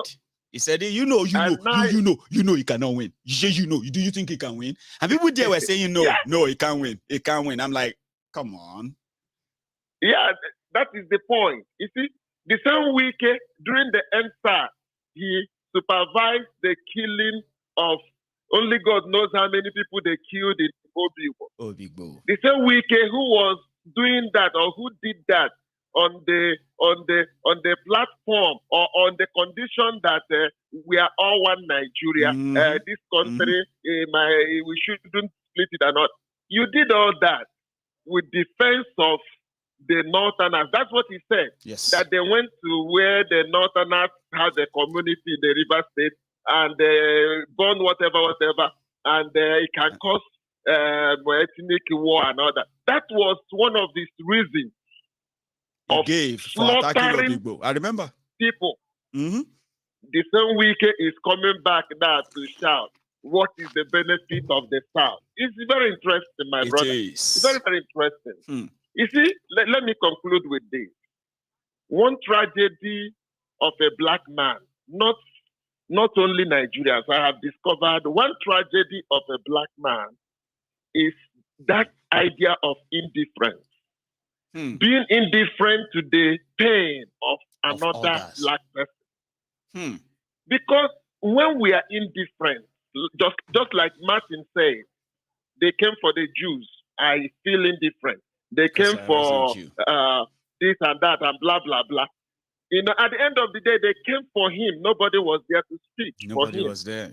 So that is our problem. When this stupid Boko Haram thing started in the north, some of us in the south started shouting. We were the loudest. A friend that told me, Southerners were the loudest. Let them kill them. After all, they killed us during Biafra. I'm an Igbo man. But evil is evil. Because my people used to say, onye hụrụ ọkụkọ ebe ọ na-azọ nshi na ọ chụpụ ya maka na onwe onye ma onye ga-ata ọkụ ya. That means when you see a fowl stepping on sheep, you need to pursue the fowl because nobody knows who will eventually eat the leg of the fowl. So these are the problems. When these people shouting Emilokon now, shouting Obi, shouting Atiku, the problem is the crumb they are receiving have made them to become indifferent to the general affliction of the people. And that has made them, everybody wants to become an empire of his own or an institution where every other person will be worshipping. Yes. For some of us now that are shouting, break this thing up and let everybody benefit becomes the people from the outside the box, and therefore we are called outsiders. So one thing, all of us asking them to break it up, the people who are tearing themselves apart, even though they are different, right? For one Nigeria, on that they are united, that anybody who is asking us to break deserves to be killed. That's a sad reality. That's it. Do you know why I say this is indifferent of a black man? I have a co-worker. I live in the States. I have a co-worker who came from Ghana and who is a pastor for that matter. You know, he said something that made me, I look at black people, I said, we have a big problem. I was complaining what is going on in Africa, how backward we are, despite all the blessings God has given to us. You know, he doesn't like that line of discussion. Right. You know, one day we got discussing this. You know what he said? What did he say? He said, you know what? Yes, actually, what you're saying is correct. But at times, God gives us opportunity. And I said, what's the opportunity? He said, God has given you opportunity to come outside here to work, that I can actually decide what I want to be tomorrow. I said, like, he said, of course, I can make my children go to better school. They can become whatever they want to be here. I can be comfortable. You don't have to and take worry care of about all that headache because there's and nothing you take care can of do my about family. it. Everything he was saying centers on my family. I look at myself, that is our problem as black people. Do you think that if the problem I have is only to take care of my children, I will be still working today and be struggling to? You think that is my problem? That is the problem we have. When you are so narrowly minded in your thinking, the same thing have breeded insecurity in Nigeria. What do you expect, for example, a graduate, even non-graduate, walking the street, struggling, doing everything, at the end of the day, he just got peanuts, as they say. And the same person will see somebody he knows very well that is doing nothing, only an assistant to a governor or whatever to a councillor or to a chairman. And he sees a political talk. He sees a kidnapper running the street with expensive cars, police escorting them, building mansions. What do you expect that person on a normal and that abound everywhere? You see the poverty here, and you see the wastage and the old wastage on the other hand. I mean, my brother, let truth be said. These are the catalysts that are catalyzing insecurity. Insecurity and poverty is one and the same. When people are so much backward academically, backward financially, backward when it comes to infrastructure, the thing you will have is the situation you have in Nigeria today. But sadly, instead of everybody to join hand and say, hey, you know what, we can't continue like this. We need to reduce the this. People prefer to become empire. I will conclude with this in a minute. Yeah. I listened to Tom Polo, who was once a militant. Yes. He was struggling, according to them, for resource control or whatever the reason. That was their excuse. Now, you that was struggling on account of your people are being marginalized, this blah, blah, blah. The same you now, because you have now joined the league of the cabal, they have now introduced into that elite circle and give you money. You are not coming back to tell us the reason why we need to now defend the same process that are making us impoverished. So don't you see that the problem is indifference of the people? Because if everybody is not this indifference, bro, we all will break it. But I give you assurance, 2023, Obasanjo have made the prophecy. It will be a breaking point or a rebirth of Nigeria. But I don't want Nigeria to rebirth because you can never rebirth Nigeria to be a Nigeria of our dream. We can't make any changes until we break it up and everybody continue their way.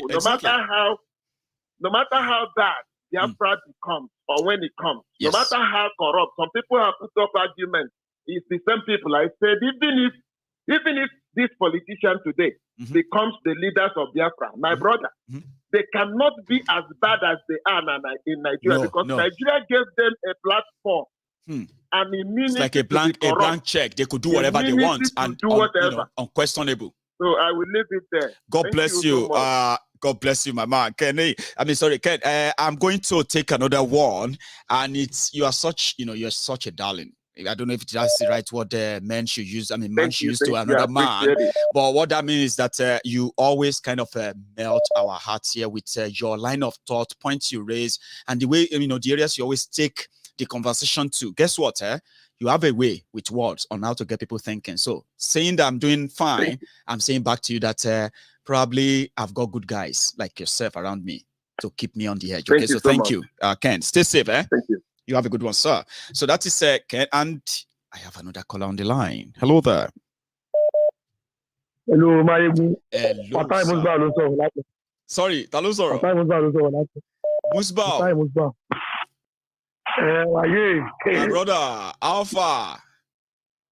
Gbogbo àwọn tí Ọ̀tà ni no. No. Èkó. Side Boleko. Èkó ni mo. Ní side mainland. Well, àwọn tí mainland ńkọ́. Musbao.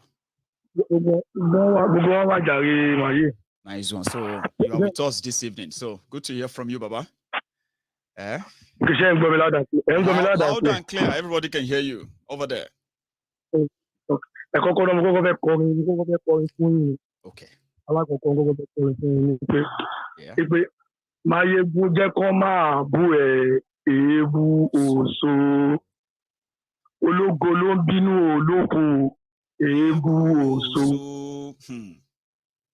òṣò olórí burúkú ni wọ́n fún wọn lẹ̀ oyè ajá tó bá máa sọ kò ní gbọ́ pé ọlọ́dẹ oyè so òjèrí nìyẹn ẹ̀yẹn ṣàmà ẹ̀ máa ṣiṣẹ́ ibi tí ń lọ ẹ̀ máa bá ṣe ń lọ ṣe ẹ̀ ó ń tẹ́ wa lọ́rùn Mayegun ò má bá ṣe rẹ̀ lọ Mayegun ò máa bá ṣe rẹ̀ lọ iṣẹ́ rẹ̀ máa tẹ́ wa lọ́rùn Mayegun ò máa bá ṣe rẹ̀ lọ. Musbao kò ní bàjẹ́ my brother. Àwọn olórí burúkú ẹ̀ fún wọn lẹ̀ ṣe rí ìyà tó máa jẹ oyè ìyà tó máa jẹ òun ló ń porí ọmọ porí tó bá máa jẹ kó kódà kó wọnú airplane ó máa jẹ kó yẹn. Àpàdà bọ́lẹ̀ ń bẹ̀ kó bá gbé nǹkan bẹ́ẹ̀ ni. Àpàdà bọ́lẹ̀ ń bẹ̀ ó máa jẹ kó yẹn. So ṣé gbogbo adúrú kọ̀ọ̀kan tẹ́ ẹ̀ sọ fún wọn ó yẹ kí tí wọ́n ti ṣí ó yẹ kọ́kọ́ wọn ti ṣí ó yẹ kójú wọn ti là ibùdó kẹ́ máa sọ fún wọn gan. Bàbá kí ni nǹkan tí mo sọ tí ẹ̀ẹ́dẹ́jọ́ tẹ́ ń wò mí yìí tẹ́ ẹ̀ lè relate pẹ̀lú kí ni gbogbo nǹkan tí mo sọ lọ́tọ́ látẹ̀kọ́ yẹn tí majority wa ò lè relate pẹ̀lú one way or the other and say ọmọ mo relate pẹ̀lú nǹkan tí Mayegun sọ yẹn ṣá ọmọ òótọ́ ni ṣá damn ọmọ like normal èwo ń lè anybody lè relate pẹ̀lú for real Musbao. Kò sí rárá kò sí ibùdó gan tí adití tó bá gbọ́ àbí tí òye bá gbọ́ ọmọ ó máa mọ̀ pé òdodo lẹ́nu yìí sọ. wá tiẹ̀ lè jókòó wá tiẹ̀ rò pé ọmọ òótọ́ dẹ̀ ni o. I mean, èwo ló wá fàjà láàrin ẹ̀ tí ò bá ń ṣe pé àwọn oníjẹkújẹ dàbí mo ṣe dà. Jẹkújẹ ni dàbí mo ṣe dà ẹ mọ́tara ẹni nìkan but ẹ̀yin sábà continue ṣẹ́yìn lọ ẹ máa bá ṣẹ́yìn lọ because even though gan kọ́ máa sọ fún yàn ọ̀gọ́ ẹ máa mọ̀ pé yes this APC government wọ́n ti bà everything jẹ́ oyè wèrè èèyàn ló máa lọ́kùn bẹ́ẹ̀ lọ. Musbao ká sọ̀tọ̀ fúnra wa bí ṣebí Nàìjíríà lẹ́yìn wà our the monitor láti bọ̀ every now and then okay with the failure of APC ṣó yẹ kí anybody ọmọ APC kankan anywhere ṣó yẹ kó feel offended pé àwọn èèyàn criticize APC for real o like any normal person ṣó yẹ kó feel offended àwọn ló tún attack anybody where's your father bàbá ẹ̀ ńkọ́ ta ni bàbá ẹ̀ ṣebí torí pé wọn ní shame ni níbi tó bàlú yẹn jẹ́ bẹ́ẹ̀ but like you said ó yẹ kó máa fọwọ́ bojú rìn bí tó ti bá kọjá kó yẹ kó tẹ̀ yẹ kó sọ pé ọtí ẹ̀fẹ́ lẹ́nu láti sọ níta ìpè àwọn tó ti bẹ́ẹ̀. ẹni tó lójú ń tì lọ́rọ̀ ẹni tó lójú ń tì àwọn ò ní ojú tó ń tì bọ̀ síbẹ̀síbẹ̀ àníyé sọ Musbao my brother thank you so much. God bless you. Baba, I appreciate you. Nice one, Koni, nice evening, So that's Musbao coming in to come and give me some level of moral boosting. Mayegun, let them abuse you. There's nothing you have said that they cannot relate with for real. But, they will soon realize all this and eventually probably I won't even be there to cuddle them or console them when these whole things start coming back. Hello there. Hello, sir. Good evening, sir. Oh, good evening to you, sir. How are you? I'm fine. Good evening. This is my first time calling. Oh, brilliant. We have a way we welcome first-time callers. So if it's not going to be too loud in your ears, right? Hear this. Okay. So, your name, sir? Yeah, my name is Henry, calling from Ogun State, Nigeria. Oh, Henry. You remember, I mean, were you on when I was repeating Henry? You, Henry. Were you watching that? No, I was not watching. Oh, you were not. It would have been so weird, right? Because you just sit down there like, why is he mentioning my name? God knows how many Henrys watching right now. So, Henry. Oh, that's true. How are you? Well, I'm fine. I love the job you've been doing. Oh, thank you. This is not the first time I've been listening. You know, I tell people, come on, listen and just hear the truth. You understand? You know, and do whatever you like with it. Nobody's going to force you to say this. Or just listen and then do your own research and make of the whole thing whatever your own you decision. Yes. Now the problem is that they've refused to tell us the history, and which is what we are learning. I mean, anytime I tune in, I hear this, I say, wow, other things are happening, and nobody informed us about all this. You know, when I also listen to Nnamdi Kanu, I say, wow, are all these things happening? I say, Jesus. I mean, these guys, they've covered all these things from us. We don't know. Way back. So we're finding out all... Way back. No, they wanted you to see the parts. You know me? Yeah. Baba, you know one thing, when I first started, right? Okay. Everything I was saying, everything I was writing... I don't know how long you have been probably following Mayegun's Diary Political. Guess what? Many people were following. I think it's close to a year. Is it a year now? Oh, you see, before video, before live video like this, all I used to do back then was to, I used to post my thoughts. Okay, I would just wake up, and I was a very good writer, not a good English writer. I'm also good in English, all this stuff. Okay, but if I write. With all the punctuation, the mark, and all of that stuff, you will love it. Okay? Forget about the grammar. I could commit all this grammar. I don't care. Or you both know if you write Yoruba, even if it teaches, even if you train as a Yoruba. They can't. They can't. So back then, back then, people would tell me, and they would say, you need to be very, very careful. Your future is so important. What is all this nonsense? You just every time you talk, you disrespect these people and all of that. Here you get. So, let them go to hell. No, I mean, they were like, the usual thing. They would say, your future is important. Why don't you care about your future? And wait till they send you go abroad, go do that, and the rest and all of that stuff. Here you get. Now, I never listened. I just do my thing. Whatever happens, let it happen. And the rest of that, okay? So when he now got to a stage, here you get. When he now got to a stage, people now got used to me. They now feel like, I mean, if this guy is abusing anybody, let's be honest, it's not abusing me. He's abusing politicians. He's mentioning their names. He's mentioning what they did. And he's abusing them. So if you say he's disrespecting people, hey, Mo, be honest, he's disrespecting people we know that don't deserve our respect, even if they are older. Yeah, they don't deserve our respect, even if they are older. They don't. So today, they don't, because they've messed up this country. Here you get. Today, many people like myself are now springing up everywhere, saying it exactly what it is like. Yes. And that's the message I've been preaching. I keep telling people, this country, it can't work. There is nothing we could do. It can't just work. Because if you look at the North doesn't like the East. If you look at the East, they're against the North. So whatever they've concluded or whatever they've done behind us, and Nigeria is doing everything right now. Nigeria is doing everything right now to ensure that the Yorubas and Igbos, no matter how much we said Nigeria has been in the last 62 years, okay, there is no record where Yoruba versus Igbos started fighting and killing themselves. But you see, this time we want to ensure of that, and we are saying, Baba, we are saying, instead of putting us through all this trauma, why Why don't we just let's go our separate ways? I mean, even see, separate way they fear them. Sometimes I like to make it easier. They fear them, Baba, I like to make it easier. I said, listen, why don't you just let's have a national conversation, okay? Where those who wants to still be part of Nigeria, whether they are Igbos, Yoruba, and Yoruba, you know what I mean? Hausa, Let's ask them. Let's ask them. Let everybody come out. Abi APC, they want to rule Nigeria. Abi. PDP want to rule Nigeria. Even Labour want to rule Nigeria. Okay, fine. Yes, they all want to rule Nigeria. All of these numbers, put them together. Let them say, decide, and be part of those who don't want to be part of Nigeria. If they win, then we can set a new rule and say, okay, Yoruba, so this is the conditions that Yoruba signed up for to be part of Nigeria. Yeah. This is the conditions the Igbo signed up for to continue to be part of Nigeria. Signed up for this Nigeria. The Middle Beltans, this is the condition. Why are they afraid of that?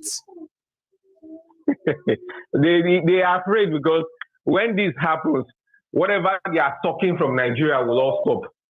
So they won't allow this to happen. So now gamble where they don't want play. They don't want risk. Now gamble. They dare not play that gamble. If they play that gamble, that's the end. But all their investments and what. You know one thing, You know one thing. Those who are PDP, APC, and the Labour and the rest of them, you know, they will boldly tell you Nigeria doesn't have to break. Nobody is interested in breaking up of Nigeria for now. We just need a good leader. We just need good leadership. You know, they boldly say that. But again, they are all afraid. They are all afraid to even say, oh yeah, we'll do referendum self. Oh yeah, we versus those who won't leave. Because nobody trusts anybody. If they give you a chance to decide to choose between Nigeria and choose between Nigeria, Biafra, Nigeria, Yoruba nation, even Arewa Republic, sir, Arewa Republic, if they say they should choose between Arewa and Nigeria, their leaders will be shocked that they will vote for Arewa. Yes, they will. Away. They will. So nobody they will because nobody. Baba, I beg, let me allow others calling. Thank you so much. Thank you so much for joining us. Okay, you have a good evening. I'm so happy that. And you too, sir. Thank you so much. Too.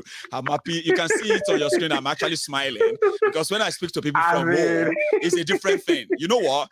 You can it's a total different thing. Exactly. You can easily tell and say, Mayegu, honestly speaking, you are saying the truth because you are talking from the angle where I have presented, which is to put you in the picture. But just wait. I'm in Ogun State currently. Yeah. I'm looking out from my window. Right. Everywhere is totally dark. There is no light.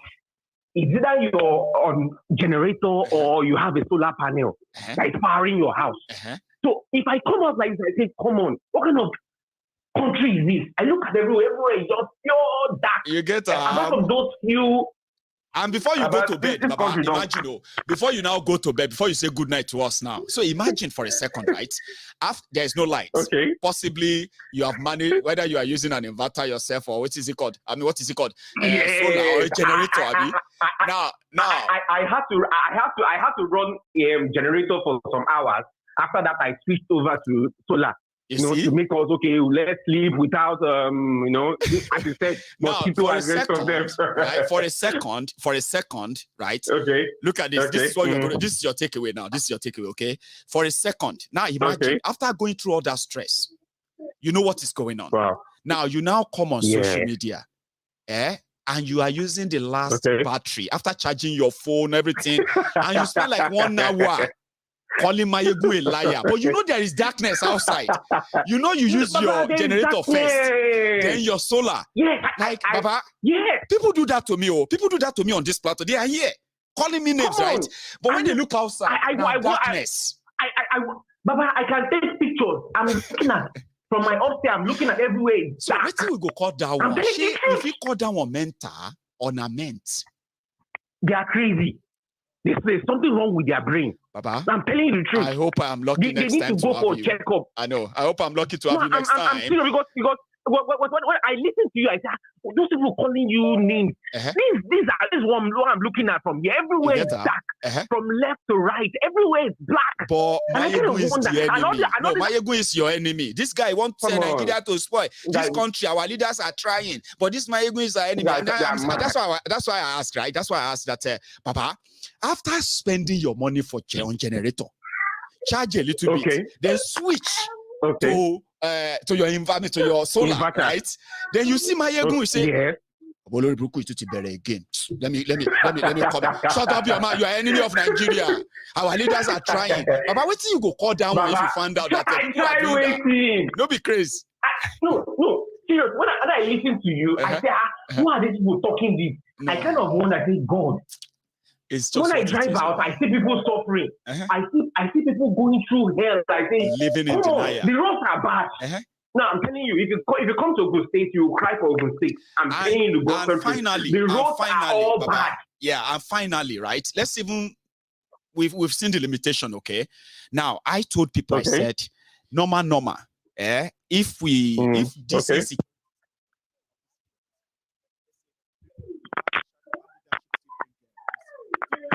hello.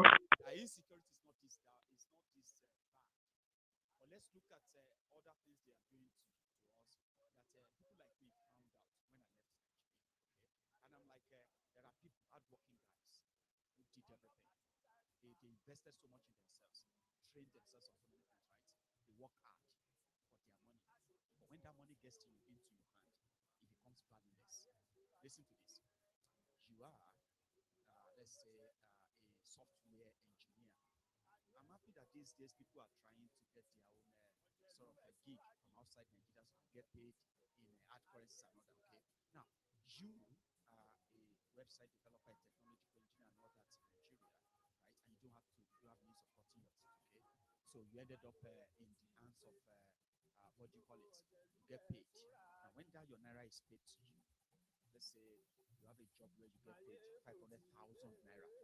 So somebody who is a young person in Nigeria earning 500,000 naira, that's a lot of money to him. Wow, that's some good pay. But it's worthless. The economy is rigged. The money is valueless, or let's say devalued. Now, somebody in the UK who is a software developer, engineer, like that, he will tell you, I rake in minimally every month £5,000. Now, £5,000 is, put it this way, you are a trained IT person from Nigeria. Very good, smart guy, creative, ambitious, very, very good. There's somebody who is also like yourself in the UK. Now, they pay you 500,000 naira, good money, because minimum wage in Nigeria is 30,000 naira. Now, they pay you. Oh, sorry about that, Sorry. If the sound is acting up, okay? I hope it's back. I was using an analogy, the analogy of hardworking people in Nigeria, young people especially. Young people who invest in themselves, right? They invest so much in themselves. They invest in their own training, in their education development, not because Nigeria gave them much opportunity. Now, you are in Nigeria. You are a tech developer, okay? A tech developer who earns like 500,000 naira in Nigeria. Meanwhile, in Nigeria standard, that's a lot of money. But it's actually nothing. It's no money at the end of the day, because politicians have devalued, their corruption, their incompetence, and every other thing that they have done to bring you down as a people and limit your opportunities in Nigeria. So that 500,000 naira is valueless, because for that same position, possibly for that same job, for somebody who is of your age, who lives, let's say in the UK, he or she will likely tell you, oh, I make 5 grand, I make 10 grand. Now, don't let us put it that high, okay? Let's say an ordinary tech person or a tech trained person in the UK, like yourself in Nigeria, right, rakes in 5,000 or 4,000 pounds in a month before tax, 3,500 pounds after tax. Put it that way, or let's say 3,000 pounds after tax. Now, 3,000 pounds in your money in Nigeria, when you begin to change that, that's about 2.5 million naira. Now, put it this way. Limited opportunity. What they are doing and how what they are doing is affecting you as a person. Why you can't really live a standard life. Why you can't buy a new car, a brand new car, live in a decent house. Even with your 500,000 naira, SARS will still be chasing you. You still have to be so careful of the policemen who are going to be worried that you are a Yahoo boy and all that stuff, okay? And immediately they identify you as a Yahoo boy. Even other young people around you who are the victims of the poverty created as well, will agree you are likely a Yahoo boy. But somebody of your age of the same knowledge like you, but of different climb, is progressing. She's progressing steadily, advancing, and making enough money to further retrain themselves to get better, while you have to battle the characters around you, the government officials around you, this entire system that is put together against you. And before you know it, in 5 years, your peer who lives in a different climb with no bottlenecks like what Nigeria is to you, she's gone enough to probably start her own firm. Now she's talking about millions, investment from investors who are going to invest in his or her ideas. You are still in Nigeria, right? Looking for who is going to, when is PDP going to need a website developer? When they will need somebody to come and do a formatting for them in a cafe, internet cafe. When they will need somebody to come and install new desktop in the office, in a place. So that's how Nigeria affects you.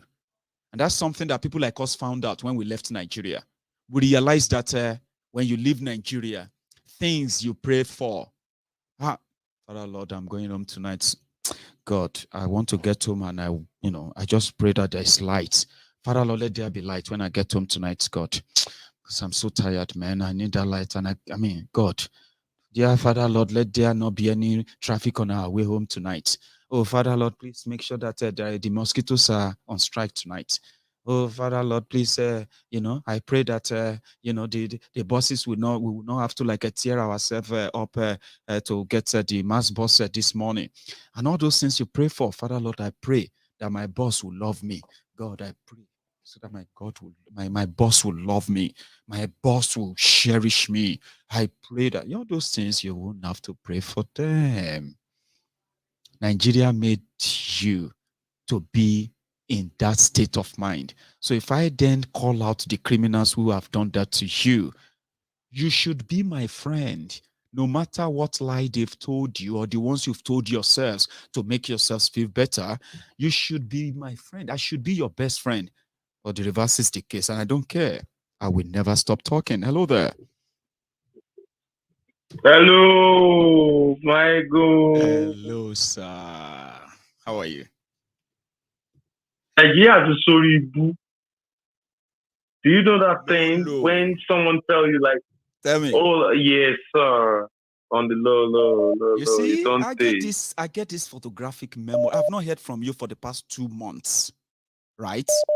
Or immediately you came on, that's 1 million gigabytes in there. Quickly discovered the link to your voice with the ones in the store, and I got it right the first time. How are you? God, sir.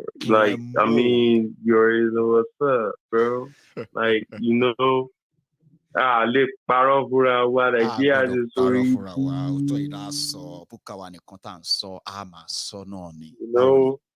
I'm so sorry that I was consistent, but did you try? I just I'll be forex trader like that.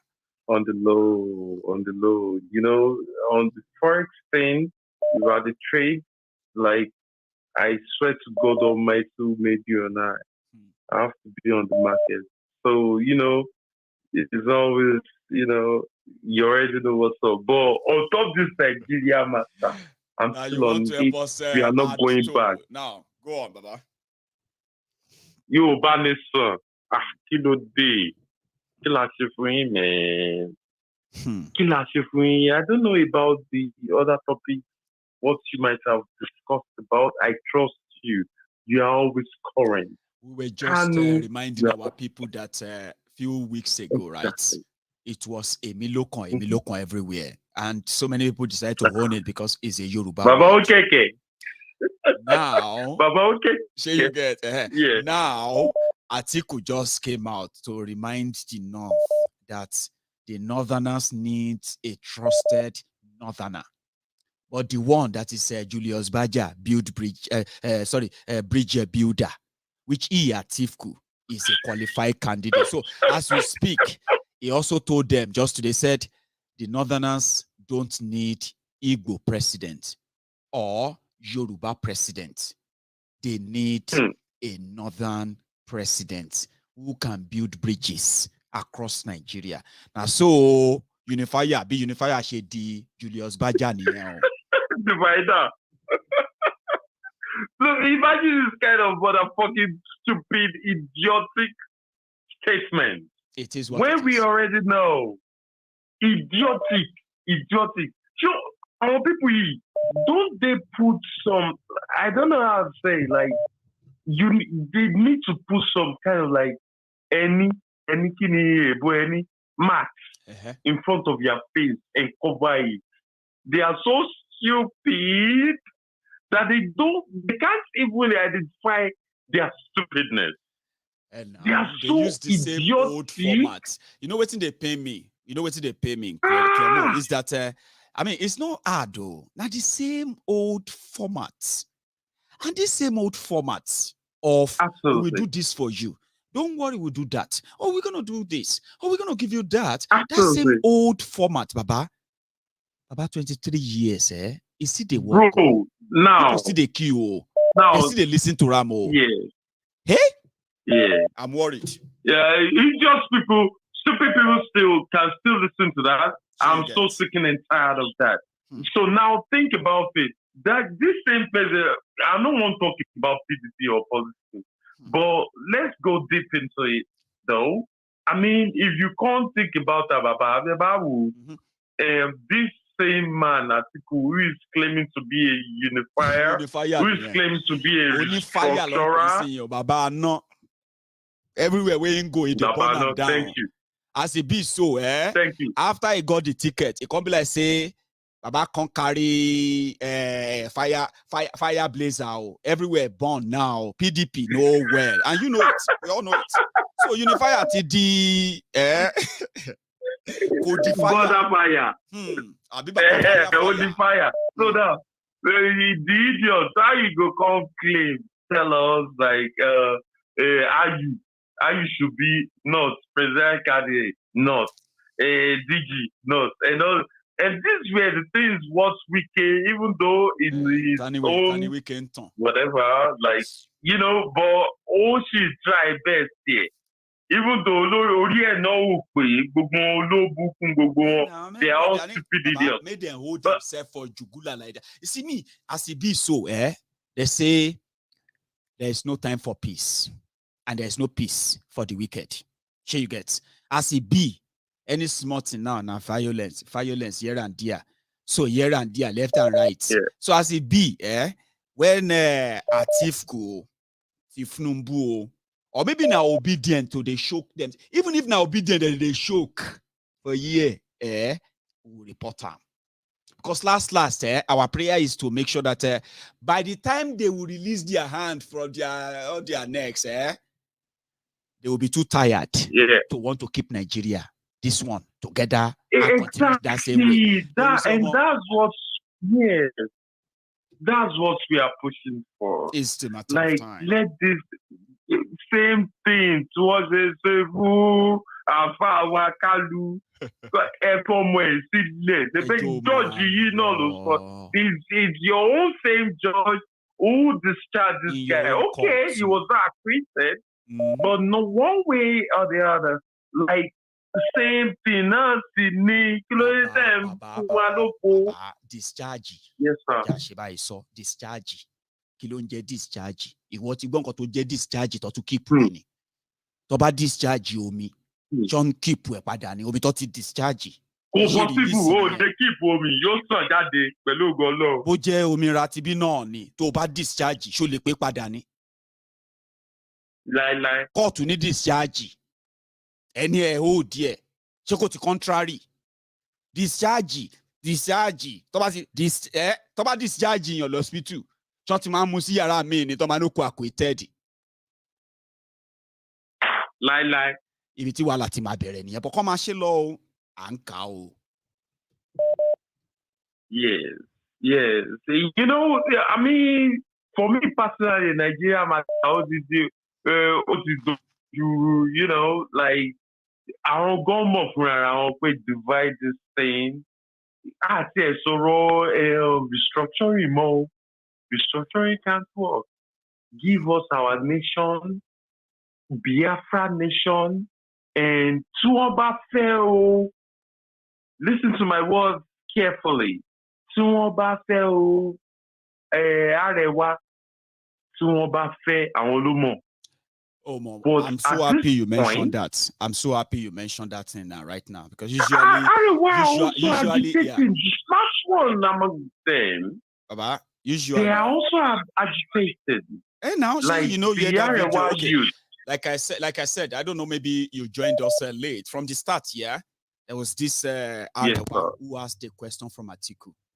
In that question, he said, "I am asking you this question as a northerner, not as a Nigerian, because all we have been hearing is Yoruba nation, Igbo nation. Me as a northerner, he didn't say Arewa nation, but he's saying that I'm asking you that, do you really think I can still feel like a Nigerian in this Nigeria when we all know that everybody doesn't take their own space?" Make I play you that video quickly before we wrap it up tonight. Yes, sir. Do it. Listen, yeah, listen, just, oh, hang on. I think, oh, sadly, I've put that off. But however, that was the question. So they are already in their own mind too. Know that it is a matter of time. Everybody will still have to go. Now, these politicians who won't lead, now them, they force us together. But for how long? For how long do they think they can hold everybody together under this arrangement? How long? Bah, mais c'est des couilles, des coups, bah, couilles, des coups, qui n'ont toujours des, c'est des couilles, tu vois, par rapport à l'élève. Alaja, autre coup, oh yeah, Prince is Wally. What's the next step of action? Let's be real to ourselves. Like, Nigeria can never work. Google our pipeline. Apart from that, Google GBT, what is Yankee, United States of America, came out with the procedures, with words, and they came out plain and clean. If you want to dependently, so now we depend on oil. Now they came out on Arise TV. It was made public. El-rufai, also please make it and put it on the public domain. The guy said, yes, I will do it. So on that same note, you received 200 and something, 2 million barrels of oil. Oil that dependently is being released to Yankee Nicole answer you. This money is amounting to more than 300 million, not naira, dollars. 300 million. So now, yes, sir. Yes, this is confirmed and analyzed and real. And this one, only Yankee, India, they inside the list. Yeah, China, they inside. Where they collect the toll. They Thank can't you, tell sir. us who are the Thank collectors. you, sir. The only ship that they finally show no, us that they tell us the collectors. So, oh, have they mentioned them now? Yeah. Exactly. The people collecting they the stolen told crude us from Nigeria. Right. Thank you, sir. I haven't followed that up. Thank you. Mm-hmm. Yes, you have to follow it. Make a research on this and make a program on it. You will be surprised. And all the numbers are there. Names. I've been wanting to know the names, and I haven't really come across them yet, but I knew they were going to mention them. That's why I said something earlier when I said something about the ship they burned. You remember that vessel they burned? I said that could have given them. I know the vessel from Ghana. So where they've taken the crude oil, but now that you've mentioned it, I'm going to go look it up and I'm going to give our people updates on that. Please go to look inside this. I'm telling you the truth, bro. No be say myself go, I feel beat my chest, talk say this. But don't worry, you don't give me hints. Now when I come back with details, I don't give you hints. Then you and go then say, you will make a research on you. it and you I will come back with details. And the funniest thing about this is like this guy was a former House of Assembly member. He came on Arise TV. He brought the papers on TV. After bringing all these papers and the amount and money and everything, he said, see, my guy, Atilano, Attila, no, and we are fucked up. And now they are telling us to show. Clemo, you know the most scary part? All of Yes. the crude oil they've stolen from Nigeria and the money they made from them, all this money have contributed to the, to the influx of different arms and ammunition into Nigeria, sponsoring different crimes here and there. And all of this, small arms and ammunition here and there, they are not spelling any good hope or future for Nigeria. Just doom, a Somalia in the waiting. It's just a matter of time. Absolutely. Because these guys have access to real money. I mean, we're talking about real money. Crude oil money. And nobody knows who is holding what and how much they've stolen. And you get to know that Nigeria has a future. Well, I will wait to see it. It's no, don't go to the future thing, futuristic or thinking about Nigeria having a future. Forget about it. If you don't get it, forget about it. The fact is like, see, on this current state where we are, Nigeria cannot hold. And the people who are holding it together, right?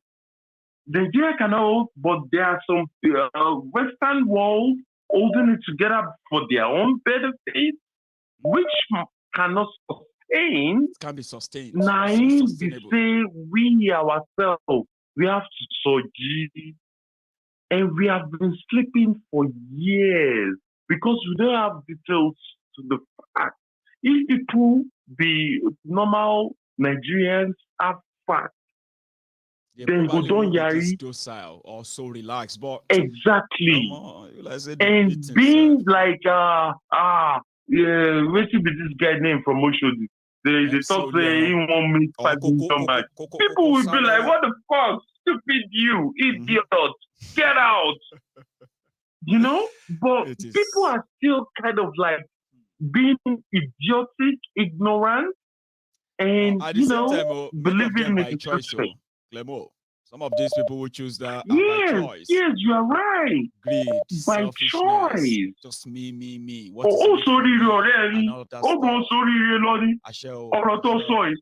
by choice. There are many by choice because by choice.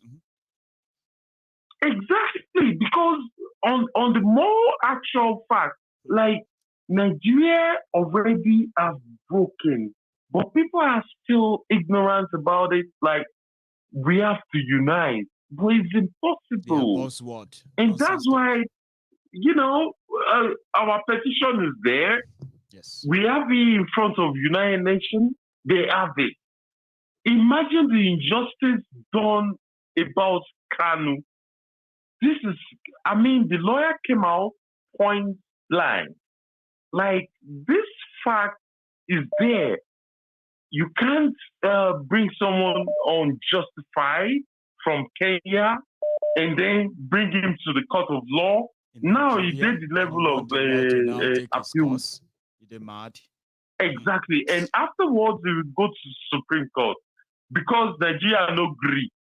They don't say they won't bring him go Supreme Court. Afterwards, we all know what will happen. So, Thank bro, you so much, Baba. It's good to have you back, and I hope we'll be lucky enough to have you from the beginning of the program, and you can do this again. So thank you, Baba. I appreciate your time. I'm going to see you some other time. Okay, stay safe. That is our own one and only Clement. So he's probably in America, or he's in Canada somewhere. It's not in Germany, or is it? I don't know. You can't tell, but there's something you can tell: his voice. He hasn't managed to disguise that yet, and I hope he won't ever do that. My time is up, and I appreciate your time with me this evening. I've done my part as usual, and then you should do your part too. Don't take everything I told you, hook, line, and sinker. Okay, do some researches as well. Okay, do some crossword, cross-check. All that stuff. You'll be so amazed at what you will find. I have only shared what I can remember.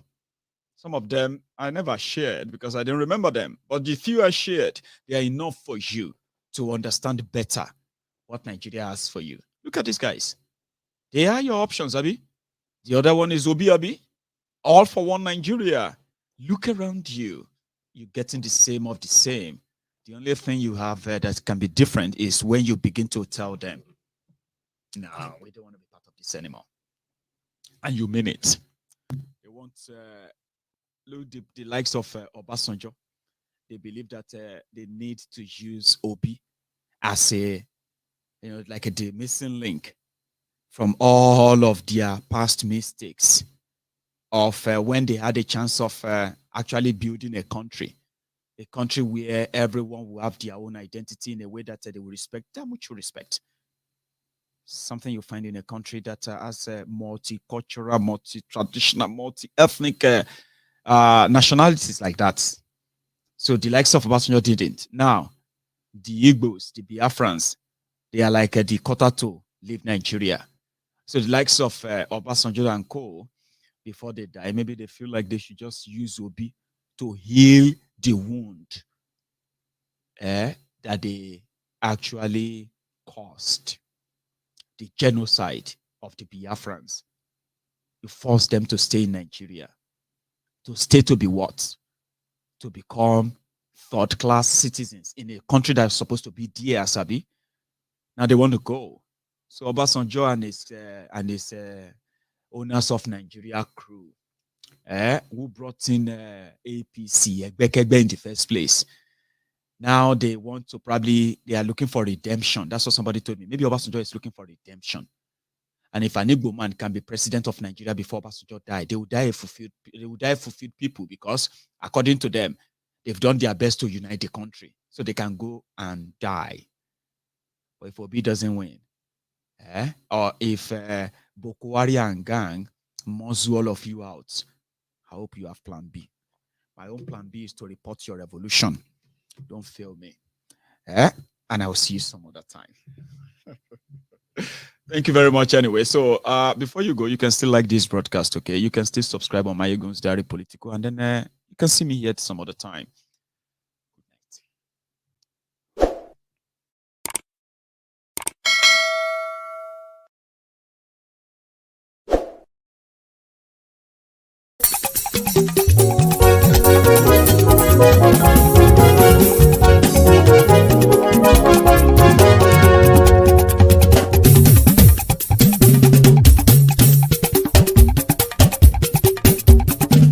Mayegun làwa mọ̀ làmọ̀ tó dòdòdò. Mayegun Diary, Nayibi #1. Mayegun làwa mọ̀ làmọ̀ tó dòdòdò. Mayegun Diary, Nayibi #1. Mayegun ti dé o, ọ̀rẹ́ ará ìlú. Mayegun Diary, Nayibi #1. Lórí Facebook, lórí YouTube. Mayegun Diary, Nayibi #1. Gbogbo bó ṣe ń lọ ni Mayegun já wa sí. Mayegun Diary, Nayibi #1. Àṣírí ọ̀jẹ̀lú kì í bò níbẹ̀ o. Mayegun Diary, Nayibi #1. Bó bá ṣe eré, àní Mayegun máa wí. Mayegun Diary, Nayibi #1. Ó sì tún ṣe eré, wàá gbọ́ níbẹ̀ o. Mayegun Diary, Nayibi #1. Mayegun Diary, Diary Political. Mayegun Diary, Nayibi #1. Godfatherism kò sí lọ́rọ̀ Mayegun. Mayegun Diary, Nayibi #1. Ẹ farabalẹ̀ sẹ́ o, kẹgọ́rọ̀ lẹ́nu o. Mayegun Diary, Nayibi #1. Àní Mayegun làwa mọ̀ tó dòdòdò. Mayegun Diary, Nayibi #1.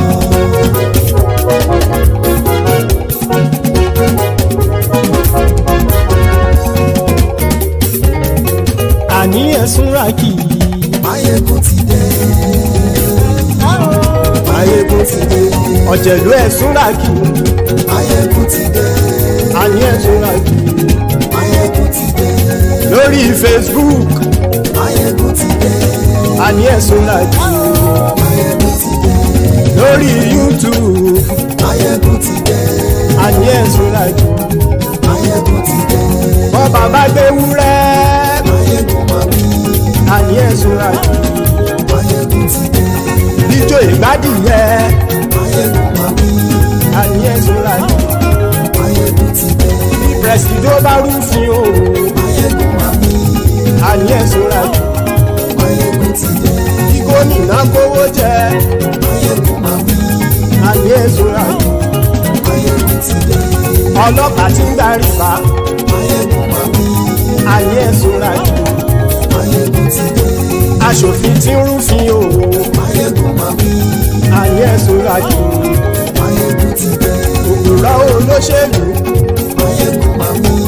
Àní ẹ̀sùn ra jù. Máyégún ti dé. Ọ̀jẹ̀lú ẹ̀sùn ra kì. Máyégún ti dé. Àní ẹ̀sùn ra kì. Máyégún ti dé.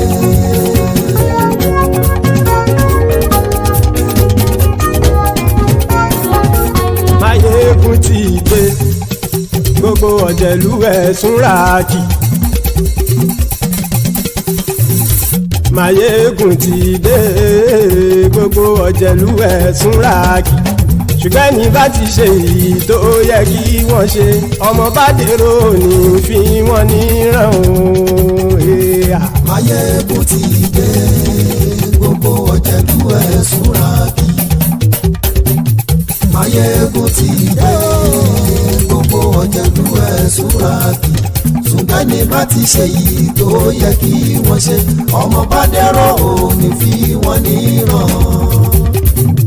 Wọ́n fowó bẹ́ẹ̀ o Máyégún ó sọ pé wọ́n ò bẹ́ẹ̀. Wọ́n fowó bẹ́ẹ̀ Máyégún ó sọ pé wọ́n ò bẹ́ẹ̀. Oníkan ṣáàtì ṣe èyí tó yẹ kí wọ́n ṣe fáwọn ará ìlú tó gbé wọn débẹ̀ o. Máyégún ti dé. Gbogbo ọ̀jẹ̀lú ẹ̀sùn ra kì. Máyégún ti dé. Gbogbo ọ̀jẹ̀lú ẹ̀sùn ra kì. Ṣùgbọ́n ní bá ti ṣe yìí tó yẹ kí wọ́n ṣe ọmọ bá dẹ́rọ̀ ò ní fi wọ́n níran. Kì máa yí ṣe eré ọ̀rọ̀ yìí kì í ṣe ẹ̀fẹ̀. Kì máa yí ṣe eré ọ̀rọ̀ yìí kì í ṣe ẹ̀fẹ̀. Ẹni bá ti lè lẹ́bọ̀ lẹ́rù o ọmọ bá dèrò kàṣà ìtú wọn síta. Máyégún ti dé. Gbogbo ọ̀jẹ̀lú ẹ̀sùn ra kì. Máyégún ti dé. Gbogbo ọ̀jẹ̀lú ẹ̀sùn ra kì. Ṣùgbọ́n ní bá ti ṣe yìí tó yẹ kí wọ́n ṣe ọmọ bá dẹ́rọ̀ ò ní fi wọ́n níran. Tẹnitẹni ọmọ Máyégún ọ̀rẹ́ ara ìlú mọ̀mọ́ ni mo fọlọ́hún sọ ẹ̀ bá kìlẹ́bù. Lóòótọ́ olódodo ìlú ọ̀tá ìlú mọ̀mọ́ ni ìwọ ṣá máa ń ṣọ́ra kò sì mọ́ bẹ̀rù. Bọ́tà ń lè rí bóníṣègùn lé káwọn mọ̀mọ́ fi ṣera wọn ni ó ti dẹrùn tí wọn ò gbọ́dọ̀ sì mọ́ bẹ̀. Èèpo ọ̀bọ lọmọ bá dérò tàjẹ́ ò gbọ́dọ̀ jẹ́ ó ti dọba lórí àbínú ẹni kò sì mọ́ bùyà. Àìsíwọ́lu ní ẹnìkẹ́ ìgbódì ẹyin lábàrá o ó kó ẹni tó bá dán o àkàmù. Máyégún ti dé. Gbogbo ọ̀jẹ̀lú ẹ̀sùn ra kì. Máyégún ti dé. Gbogbo ọ̀jẹ̀lú ẹ̀sùn ra kì o. Ẹni bá ti ṣe yìí tó yẹ kí wọ́n ṣe ọmọ bá dèrò òní fi wọ́n níran o. Máyégún ti dé. Gbogbo ọ̀jẹ̀lú ẹ̀sùn ra kì. Máyégún ti dé. Gbogbo ọ̀jẹ̀lú ẹ̀sùn ra kì. Ṣùgbọ́n ní bá ti ṣe yìí tó yẹ kí wọ́n ṣe ọmọ bá dẹ́rọ̀ ò ní fi wọ́n níran.